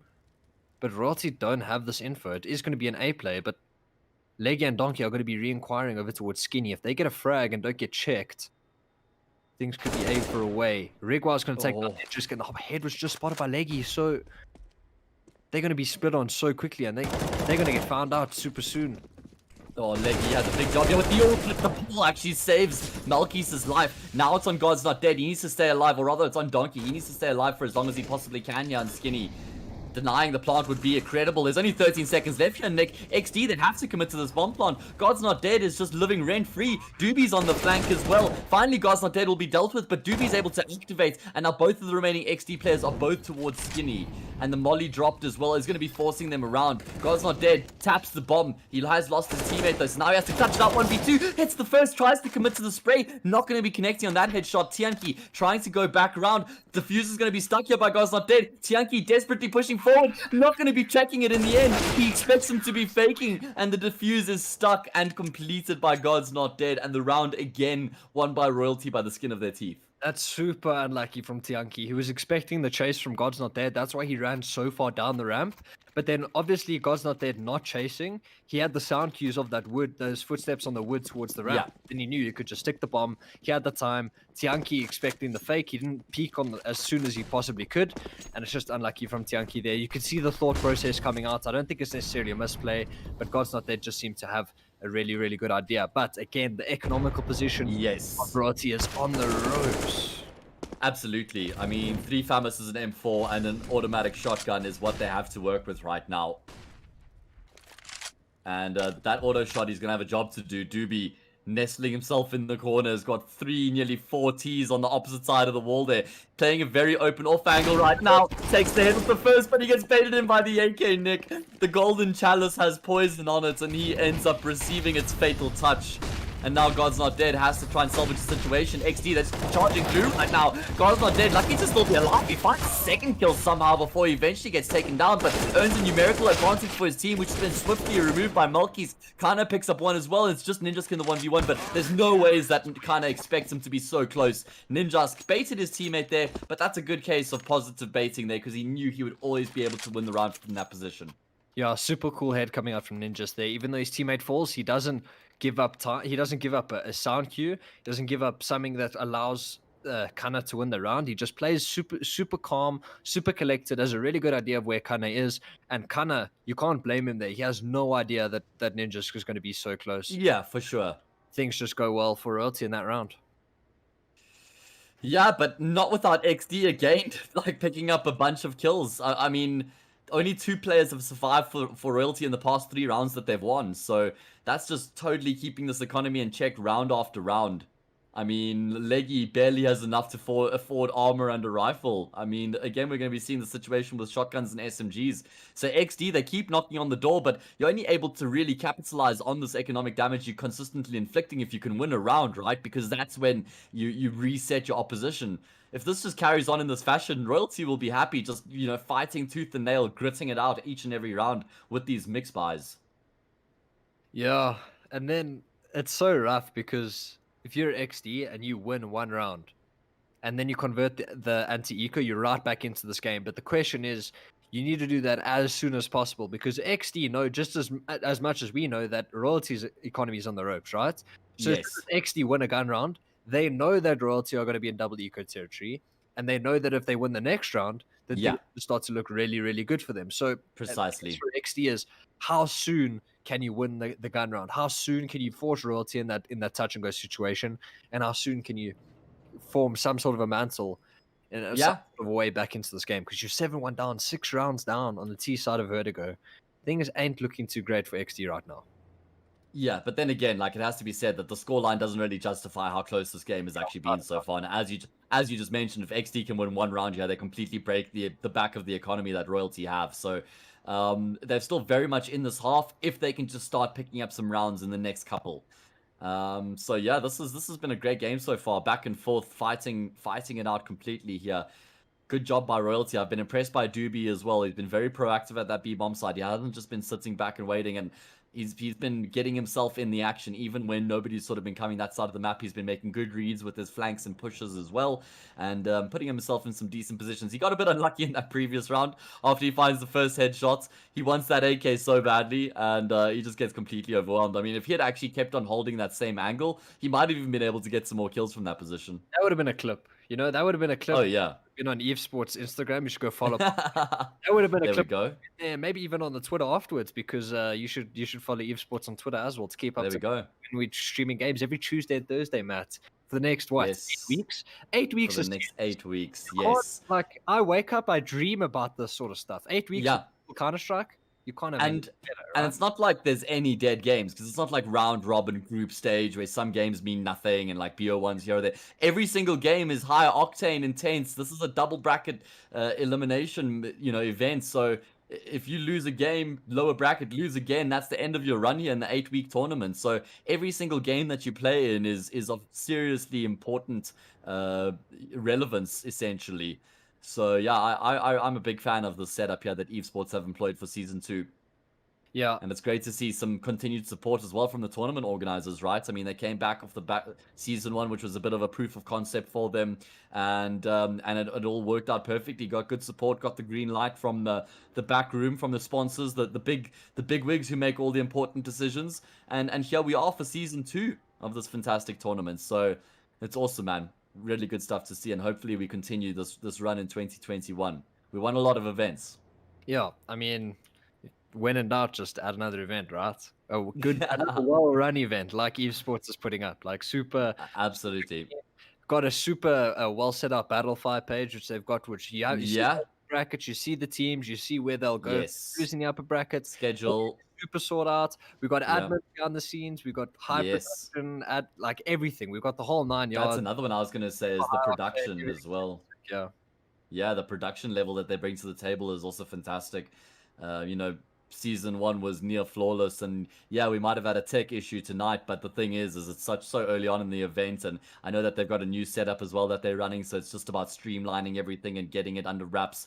But yeah, lots of focus being brought in from all areas. I mean, there's even the professional videographers from Accio Digital who are, making a lot of the video edits and those sorts of things for the organizers. So yeah, it's just great to see the level of professionalism that they're bringing. And no, none of this was a hashtag ad. None of this was even scripted, Nick. This was us speaking from the bottom of our hearts.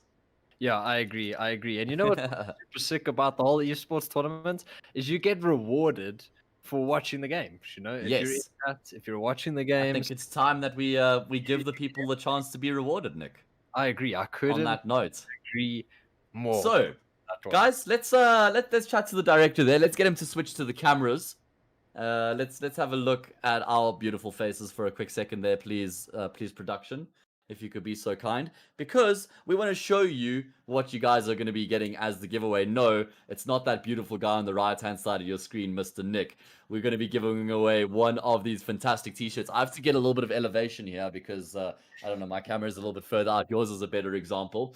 Yeah. So, yeah, hopefully I don't go low enough to give a cock shot, but I think you got to see the shirts, and that's what matters the most. Well, I used to be a model. I know no one's going to on that one, so that's coming into good use now. I mean, that shirt does look pretty good on you, I'm not going to lie. So, guys, that's just throw in there. Look good in it. And for all the big lads, they can turn it into a vest as well if they want to just cut the sleeves off there and get some muscles. So, I mean, there's variations for everybody. So, guys, let's open up the giveaways for one of these shirts. It goes for all sizes as well, so don't be scared to get your entries in. EGL1 in chat, spell the name out, EGLONE, no spaces in the word, and that will get you entered into the giveaway. So, opened up, we'll announce the winner in the next couple of rounds, seeing how this game goes.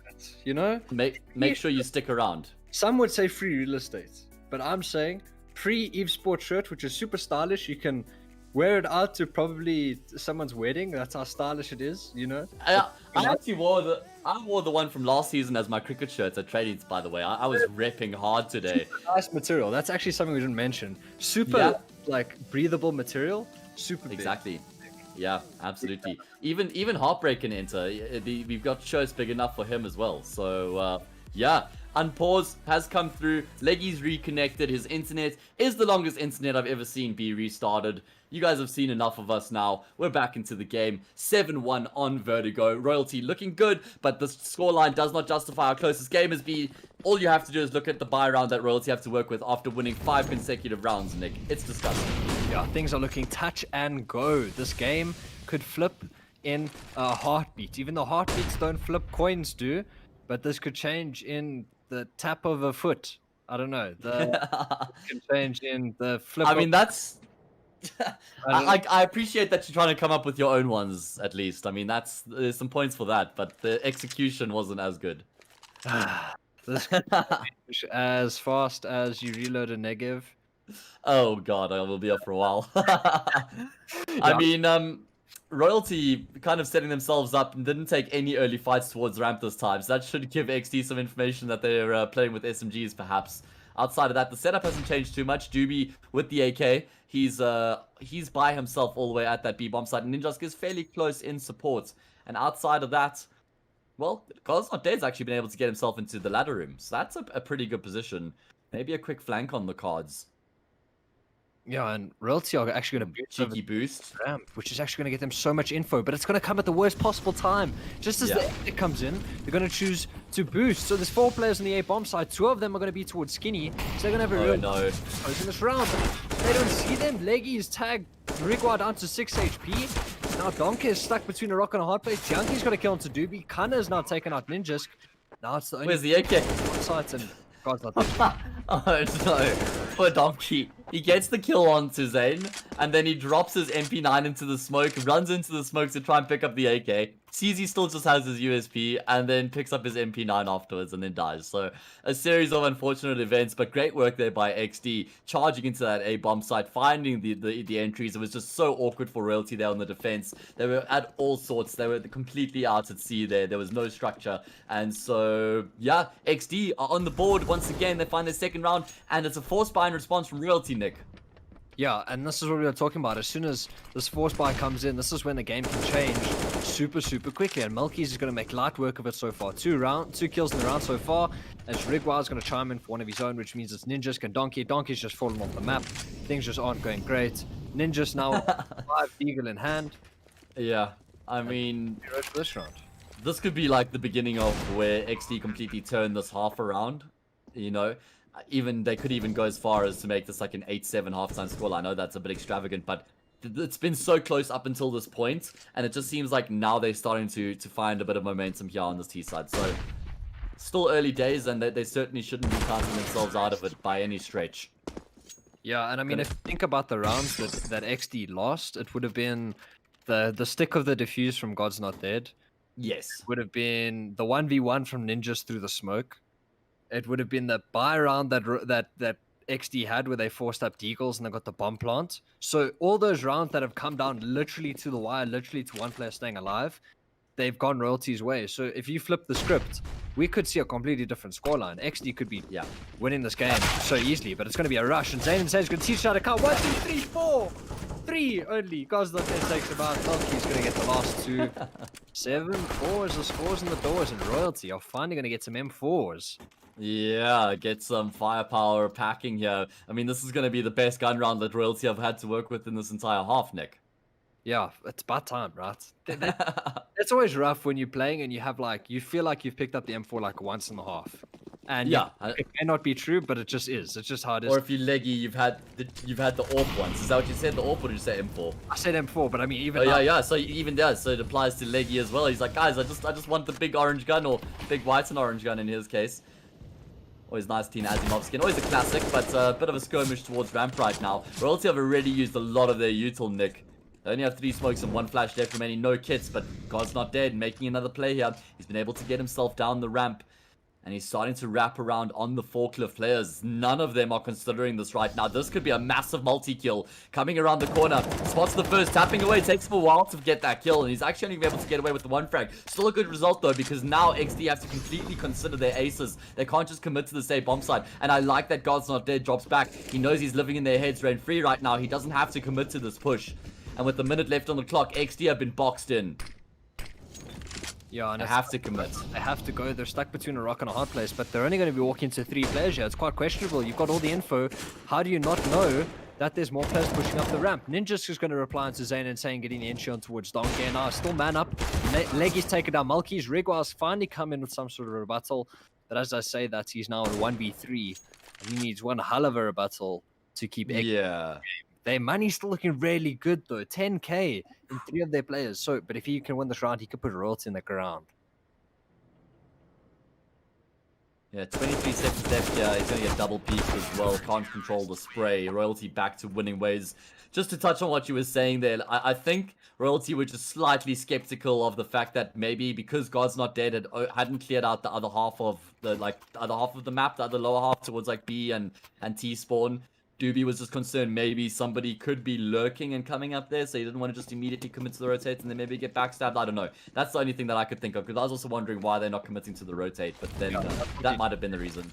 Yeah, that makes perfect sense in hindsight. So, but again, Royalty, they're just dumping all this utility on ramp, and all Exdee are doing is this deep smoke is perfectly fine. Royalty have used, if you think about it, you can count the nades. They've used a deep smoke, a molly, a nade, and now they're about to use a flash for nothing. They've gathered no control. They might think they have ramp control, but all that's going to happen is Exdee is going to reply with a molly behind the sandbags, and they're going to walk up ramp. Oh, Donkey's in trouble. Yeah, he's far forward right now. Doesn't expect Tianki so close, but Ninja's thankfully for Royalty can pick up 2 swift kills. Leggy's still in the vicinity, and he's got support coming through from God's Not Dead. But Exdee realize they don't have to make any outwardly commitments right now, because Rig, he's lurked his way through middle in towards this B bomb side. Doobie needs to be thanking his lucky stars. The timing has just saved his life right now. And it seems like there is going to be a shift in the plan now, as Rigwell's calling through the information that he's received, lurking further and further onto the speed bomb side. He's going to be catching Doobie off. Unfortunately, Doobie is so committed to this angle. So it's just a matter of time, and there we go. Rigwell removes him, and now the information is clear as daylight. Though God's Not Dead, he's gotten to middle in time, but he's not going to be expecting a couple players to be lagging behind. Leggy can still do this, you know. The bomb hasn't been able to get across. The bomb's been dropped. Smoke to block off Leggy, so thankfully for Exdee, they'll be able to get onto that B bomb side. Leggy, he's chasing them down. Upgrades for the AK. Continues to force the issue here. Going to be dropping into the bomb side. Rig is suited on top of his teammate. They're going to try and double peek him here, but Rig ends up isolating himself. Kind of can't trade him out. Kind of trying to take the same angle. Yeah, he's going to swing wide. And Leggy doesn't expect him to be as wide as he was. Yeah, it's super rough there. There was just a gap in Royalty's defense. God's Not Dead coming in with the quick rotates as soon as they felt that pressure towards their ramp. Left that mid gap open, and Rigwell, he just pierced the gap as easy as you like and shot Doobie in the side of the head, and then that was the B bomb side. And Exdee, that was a bit touch and go on the post blanche. You know, they weren't completely playing together. They gave Leggy the 1v1s, and he almost punished them for it. But it's going to be a full eco from Royalty, and we were looking at a 7-1 round, 7-1 half not too long ago. And just like that, we're staring 8-6 down the barrel, and possibly an 8-7 half, just as you alluded to, could be the scores on the cards. Yeah, seems like a very realistic scoreline at this point. I mean, Exdee, you, as I said, you could see, I mean, they were getting super close in the rounds, and just because they were down 7-1 shouldn't have been a factor in their minds. You need to focus on the game situation, not the scoreline. And ever since they've just been able to extend that round that was getting so close into conversion, things have looked far more convincing from them. Kind of popping off right now. 17-8. Melky's not far behind. 15-8 as well. So between the two of them, Nick, they've got 32 kills in 14 rounds. That's a lot of fragging, man. And it's so interesting, considering we see Royalty so high up. Like, they were 7-1 up. Now they're 8-6, so it's a bit more even. And even their scorelines, like, there's only 2 players in double digits. So it's super interesting to see the kill distribution pretty much throughout the server, how the Ts are doing compared to how the CTs are doing. Yeah. But it pretty much hinges on this last half. Who can go into the next half super confident? Obviously, Exdee, they seem to have hit their stride into the latter part of this half. Yeah. I think whoever wins this round is going to be the happier of the two teams going into the second half. I think if Royalty can take 9-6 into half, I think they'll be pretty content with that. And Exdee would obviously be very happy with 8-7. So this is a pretty big round to just sort of give an edge going into that second half to either of the teams. It does seem to be the B bomb side under question, though. Doobie's post on this angle. I assume there's going to be a flash that comes in. No ways they peek the straw, right? Oh, they're actually going to fall back. Seems like there might be a bit of change in plan here. Look at Kana. It might be based off of Kana's position right now. He's gotten himself up the ramp. He's not hearing any info. He's kind of clearing things out as well. 50 seconds left on the clock. Exdee don't have to rush proceedings. That smoke going to be delaying things somewhat here. And now Exdee are going to start. Yeah, that's the first piece of valuable info that Royalty have been given. That molly towards Skinny, they now understand that it's going to be this side under question. Ninjas can donk it, falls down to them. Donkey is completely isolated. Ninjas gets one to the smoke. That's a big frag. Donkey can get Zane Insane looking the wrong way. Almost double down onto Rigwa. But just like that, it's Rigwa and Tianki left in the 2v4. Bomb is down and Rigwa's going to double down towards Ninjas. Missed AWP shot. This could be how Exdee win this round. A missed AWP shot from Leggy. He's going to go back. Rigwa's going to make him pay. Plant comes through as well. Rig continuing to do work here into the 2 versus 2. Now he just needs to actually try and stay alive in the post plant and force Royalty to make the next move. Doobie with the AWP getting in the mix as well now. God's not dead. Got the M4. There's no kit, Nick. There's no kit. They've got smokes. They've got flashes. But they don't have the all-important kit to improve their defuse time. Doobie, my god, he drops the smoke and he immediately just starts sticking the defuse. God's not dead. Finds the first pick. But without a kit, this is going to be so tough for him. Tianki was burnt once by the fact that God's not dead stuck. I think he's got this. I actually think he's just got this. Okay, no, he doesn't have it. No, he doesn't have it. Never mind. He's just actually pretty comfortably doesn't have it. So 8-7 for Exdee, and I was just saying there, Tianki, he got burnt that round a couple rounds ago in the 1v1 against God's Not Dead, where God's Not Dead stuck the defuse. So this time, Tianki fully commits as he swings out, making sure that the defuse isn't being stuck again. He does get taken down, but there's not enough time left on the clock for the defuse to come through. So 8-7 is the scoreline. Exdee fighting their way back into that half and actually ending up with a very respectable scoreline. Yeah, very respectable to say the least. And now Royalty, we saw their T side of Inferno, the T side of both these teams on the previous map Inferno. Royalty's pick, something to keep in mind once more, was really touch and go. So maybe Exdee are going to find comfort on their CT side, and maybe the 8-7 scoreline is probably better than it is at face value. But it is going to be the B sites under question. The only player here is going to be Tianki. He's going to be hiding towards the back pillar. Royalty are just going to do the exact same pistol shot that we saw Exdee do. Question is, are things going to go different? Yeah, Tianki rooted in the corner there, kind of his support, but neither of them been able to find anything yet.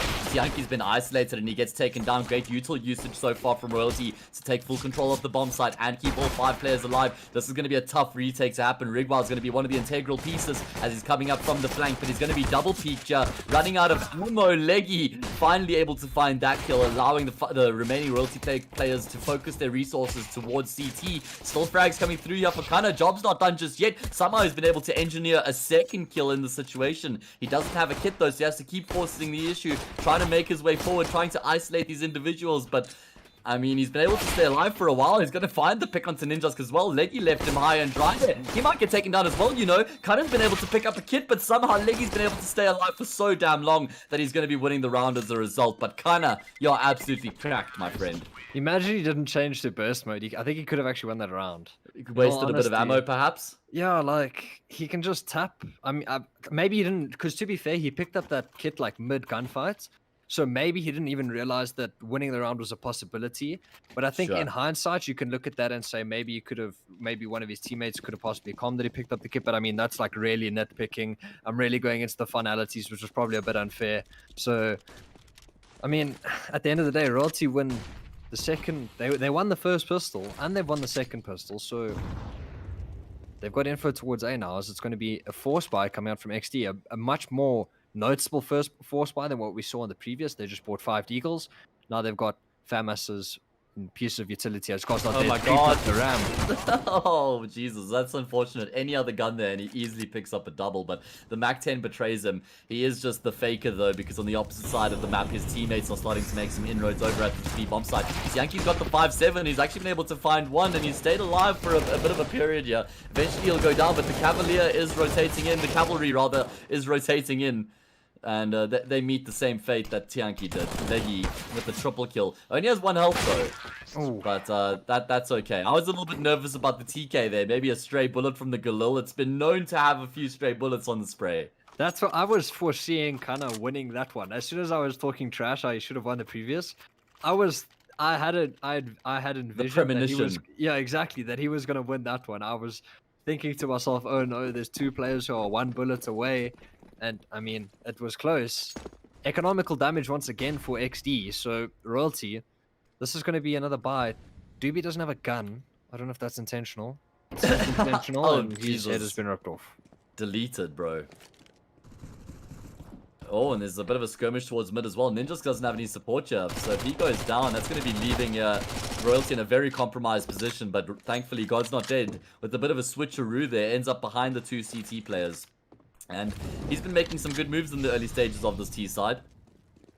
Yeah, he's been finding the hole quite effectively so far in the CT defense. But I think that's something Exdee could possibly choose to counter. That he's walked up this A ramp position a couple times in the past couple rounds, and he did it often on CT. So maybe Exdee have some sort of a counter to that. Maybe late flash in A ramp could be something to keep in mind, and maybe we can see God's Not Dead nullify. But if Exdee can't stop that, that's so much info God's Not Dead is getting toward ramp, and even if he doesn't get frags, that's info itself is worth its weight in gold. So yeah, maybe they have to do something to stop that. If he's already found the hole in these first couple of rounds, like he could carry on abusing that. And if Exdee don't have some sort of response, it's going to be tough.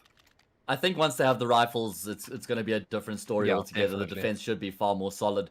But this is a great start to the second half for Royalty. Nick, they go up 11-7, and they've put some serious pressure on Exdee going into this gun round, because if Exdee loses, if they lose this gun round, this half can start to spiral out of control very quickly.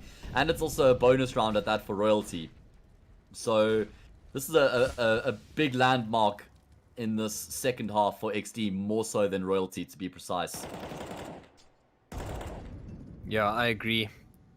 This could honestly go either way, and depends who wins this. They'll have a firm stake in to the following couple rounds. Exdee's money, as you know, first gun round just happens to be the case. Their money is also on the ropes, so... Oh, we rolled the giveaway, Nick. The giveaway was rolled. We didn't even notice. Apologies, guys. Giveaway has been won by Jean-Andre Swart. So congratulations, lad. You're taking home one of these dope shirts that you might have seen on camera. Congrats. Get in touch with our admin, Josh. He'll be in touch with you with his Twitter handle. And back into this all-important round we go. Oh, you didn't even mention if he's in the chat. He was just like, "Hello, I'm here."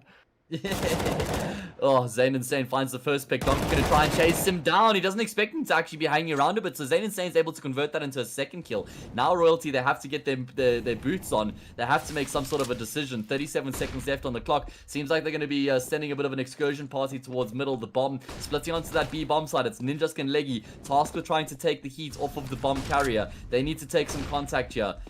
And Tianki in the bomb site. He needs to stay alive. Doobie desperately trying to chase him down. He knows he's got him cooped up in that corner. Tianki moving, drifting around to perfection there. And Exdee, well, they nearly keep all 5 players alive. In fact, Leggy doing some serious economic damage. He's able to find a 3rd kill. Yes, he can't win this round, but all this economic damage is certainly going to be compiling. He finds Tianki as well, but there just isn't enough time. Rigwa doing the perfect thing there. Just immediately goes, he nestles himself in the cubicle. In the porta potty he goes. And that'll be the round won by Exdee. But how much economic damage did Leggy inflict there? That was a 1v5 in which he got 4 kills, Nick. I was just about to speak about that. We saw Tianki getting within touching distance of winning a 1v5, and the same can be said about Leggy. I mean, if there's a couple more seconds on the clock there, then that last player who stayed alive, I think it was Kana, that last player who stayed alive, he has to stick around a bit longer to possibly deny the bomb plants, and that's when things start going towards touch and go. But Exdee's economy is on the ropes. Rigwa's got a couple bit of bucks left in the bank, but everyone else, nothing can be said about them. $50, $100, not too great for the side of Exdee. It's so awkward for the CT sides on this map so far, Nick. Exdee are getting a taste of what Royalty had in the first half, right? Yeah, it's just not fun. You win the round, you think, alright, I'm gonna buy M4 full belt of utility, maybe even AUG, and then it just doesn't happen. Or Leggy, he catches Rig on a big flank there. I mean, Rig may be getting a bit ahead of himself there. Normally, you only want to commit to the push on the flank once the opposition are starting to commit to their push, because normally, more often than not, there's going to be somebody watching the flank, and Mulkeys, he also gets aggressive down the ladder, so damage has been done, but Royalty are going to be happy with this, Nick. They're just going to be welcoming these frags with open arms. All in the meanwhile, God's Not Dead has been able to lurk his way onto the A bomb side. He takes down Kana, and that's such an influential frag. That's going to be giving Royalty full control of this bomb side. Bomb plant secured, and that might even be the save call. But I mean, Tianki, he doesn't want to just save a 5-7. No, who wants to save a 5-7 when you had a gun round? No, Exdee didn't force. They won the previous round. You wouldn't say so by the weapons that they contain right now. That's a fact. That's a fact. We seen like this round again. I mean, there's a world in which Royalty weren't so like locked up on that flank. We see all the time when there's a player flanking ladder and there's one player just disconnected when they're regrouping back towards B. That player and ladder can get one and get out. And Yes. I think I want to say it was Malkies. I could be wrong. It was either Malkies or Rig. I can't Malkies remember. came down ladder, Rig came Yeah. from T, yeah. So like Malkies there, if that T is like a couple more meters disjointed, if that T is just the other part of that connector, then he can get one and get out and get all that information of the direction that T was walking. So it's coming down to the finalities, the split-second decisions and the split-second moments in this game, which is the reason why there's a 4-round buffer between these two teams. If it in an alternate universe, it could be completely the opposite situation. The script could be flipped. Everything could be different, which is so weird. It's so like 100% crazy. I think Royalty had a good read there. They knew that Exdee wouldn't have had the best weapons to work with, so they were waiting for some sort of aggressive play to come through. Then they punished both Malkies and Rig. So great work there by Royalty, setting things up nicely and shutting down the aggression once it had come through. Now we're going to be seeing Exdee on an eco, so this should be 13-8. God's not dead. Finds the first pick. Are they going to be expecting Tianki in the corner here? It doesn't really make much of a difference as he goes down as well. And that should be round over. Next gun round's going to be a big one, Nick. Going to be a real big one. Yeah, I don't want to say next gun round, if Exdee lose it, they're going to lose the game, because that's I think a stretch. that is it. I do think that is it. You do think 13-8 so? after this, lose the gun round, 14-8, no money for the buy. I think that might be tickets, man. I mean, that's fair. That's fair. It's also, we haven't seen what's worked in the gun round for Exdee. We've seen a brawl over towards A, which went like 2 for 1 in Exdee's favor, and then it was a 1v4 post that. We haven't seen what Exdee have got on the CT gun rounds. We haven't seen aggro players. We haven't seen taking fights in the middle, taking fights over towards A ramp. We haven't seen anything like that. So maybe they're going to choose to change the pace up on the next gun round and see if that works. Yeah, I mean, Royalty have also been doing a good job on this T side, man. They haven't been doing the same thing over and over. They keep changing their strats up nicely. I've been impressed by the calls we've seen out of Ninja so far. I think he's rallied his troops really nicely on this T side. I've actually liked the approach that they've taken as well. They've been quite passive and slow. They've made sure that they're being concise and methodical. You know, Vertigo is quite a small map, so you don't want to overcommit too early on. You really want to use the full length of the round as well. Use the timer to its maximum potential, and they've been doing a good job of that so far. We might see a change of pace coming into this gun round. I'm a big fan of that. When you're up 13-8 and the teams just come off the back of an eco, they've got this all-important gun round where no one will really say it, but everybody knows in the back of their mind that this is the gun round that they have to win. Bringing the rush outs in those sort of situations is never a bad idea, in my opinion. Yeah, I agree. I think it's sort of like, it's super 50-50, because I feel like, Exdee are feeling the pressure. That they feel, that Royalty know that Exdee know they need to make a play. Yes, so exactly. Then you fight fire with fire, and it either works or it doesn't. And the round is this round could literally be won or lost within the opening duel. Exdee could get 2 or 3 frags, whereas Royalty could get 2 or 3 frags and win the round. So it's going to be super interesting to what we're going to see, but this buy round is possibly the most important of the series so far. Yeah, exactly that, Nick. Let's see, what are we going to be seeing out of Royalty? They're definitely turning the pace up a little bit here towards ramp. God's not there, leading the charge. Oh my god, the AWP completely blinded up. Rig's going to go down. Zane and Stain tries to retrade him out, and he's actually able to find one, but he goes down as well. I mean, in that case, maybe you need to cut your losses and commit to the bomb site. I totally understand the desire to try and trade, but there's so many more T's around that corner that you're never going to get more than just 1 kill. And now Royalty, they just put the brakes on, Nick. They've got themselves the numerical advantage. They don't have to make any further commitments from this point. And they can try and use this one-man advantage now as they play out the round. Yeah, and I mean, just look at the utility. You've got 3 smokes, 4 Molotovs, and a boatload of flashbangs. So you can double pump perfectly fine. You can sell a fake, pull a rotate. That's exactly what they're going to do. Ninjas, he's faking this A site. And of course, Exdee are going to take the bait. They're 13-8 down. They think they're committing. Exactly. Tianki's naded down ramp. He's got this. He's going to be good for 1. Oh, They lined up for him almost. Yeah, I thought he might actually find a second kill in that Rotate situation. Yeah, because check Ninjask, he's gotten all the way through. The fake is now turned into the final commitment. And Exdee, they still have both of their players on the opposite side of the map. They're going to get the audio cues now, but Ninjask might be a lot further forward than they're expecting. Kind of coming around the corner. He's checking his corners, but not nearly as deep as Ninjask was. Ninjask will get traded out, and I mean, this is still winnable for Melkies. You can see how low Leggy and Donkey are right now. That team flash certainly didn't help anybody, and there we go. Donkey gets caught off guard. It's just Leggy left in the 1v1 right now. Such an important 1 versus 1 for Exdee. Melkies edging his way forward. Unfortunately, doesn't expect Leggy to be making a play there. And that's understandable, right? In the 1v1, when the T has got the bomb down, normally he's just going to try and wait you out and try and play the time. But Leggy, being proactive in the post plant, finds the frag. And Exdee, they don't want to play for overtime. Yeah, Exdee, they're replying with straight up with a buyback. Full belt of utility on only 2 of those players. 4 rifles in the server, 2 of which being the FAMASs on the side of Exdee. So things aren't looking too great in terms of the economical sort of point of view. And they're turning the burners up once again. They're taking these early A fights. As Royalty, they're just grouping towards middle, I believe. Yeah. 4 players coming out this position. So Royalty just going to go for the sort of strategy, strength, and numbers. See if they can trade out and hit a bomb site.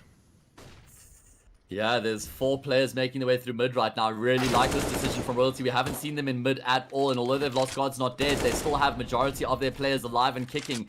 Grouped up here, maybe slightly deterred by that presence shown from Zane Insane, but they continue to split onto the safe sites, and this is going to be awkward for Exdee to deal with. But Rig, he stands tall on the task. He finds 2, makes it the 3rd as well. Headshots across the board. He picks up Ninjask and walks away with 19 health. Cool as you like. That was a massive sequence from Rig, wow, and now Exdee have to build on that.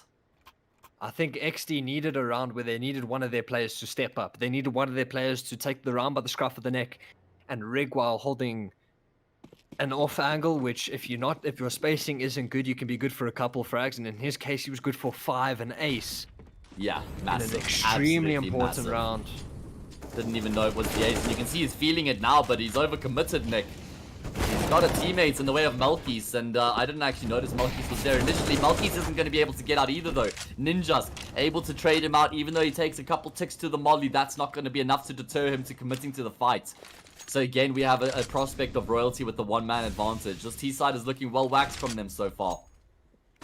Yeah, they seem to be playing super well on this T-side. They're taking the gunfight together to good effect, and they've shown presence towards B, and it does look like they're going to go back towards that position of the map.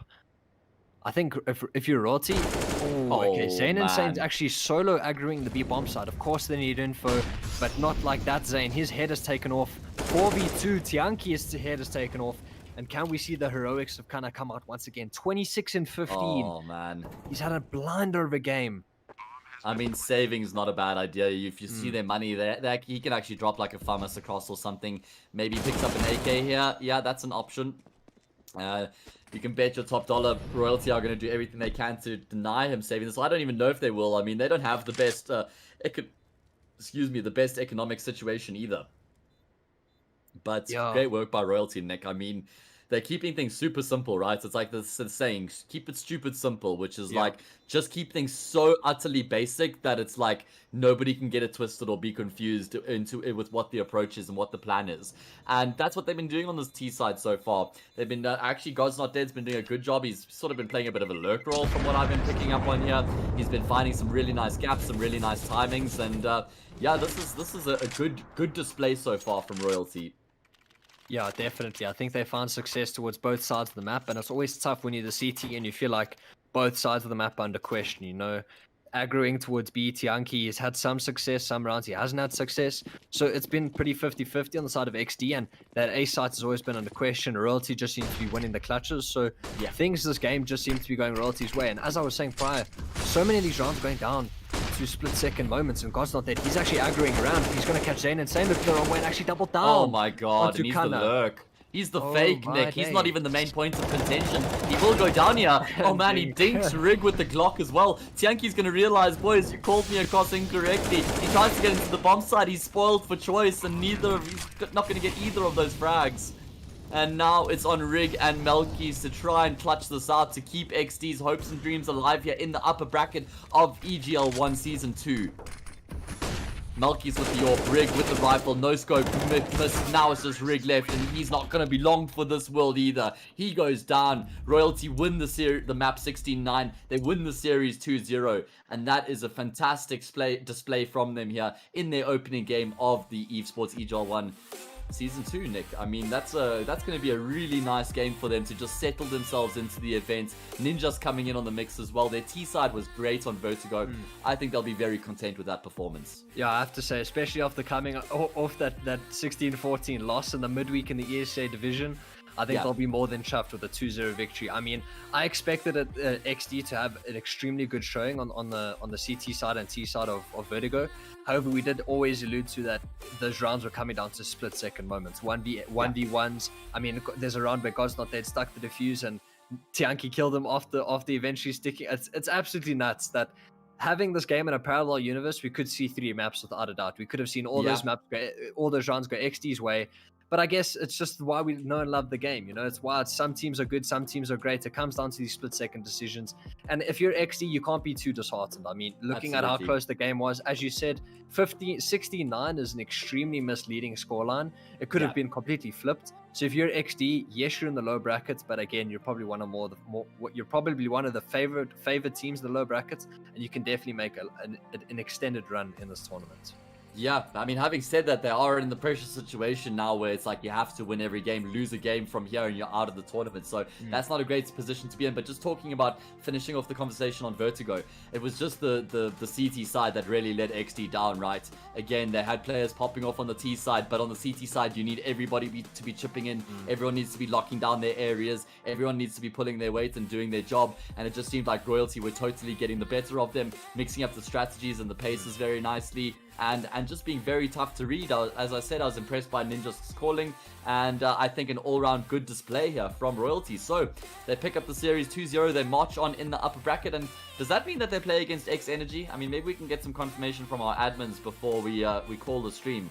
We'll check. I'm not entirely sure, but still, great job by them. Yeah, I'm gonna be the admin. I'm opening the Battlefire page right now. It's nice. loading. Get it done. In the meanwhile, I'll just start closing things off here. Guys, Evesports EGL 1 season number 2 2021 main event. Yes, it's a mouthful, but it's all a good reason because it's a fantastic event. 50,000 rand prize pool. Started off with 16 teams being played out of over 8 weeks. Make sure you subscribe to the channel, follow Evesports on social media as well. You can keep up to date with all the games we're streaming, all the updates. We have a game every Tuesday and every Thursday at 7:30 p.m. Nick, who do they play next?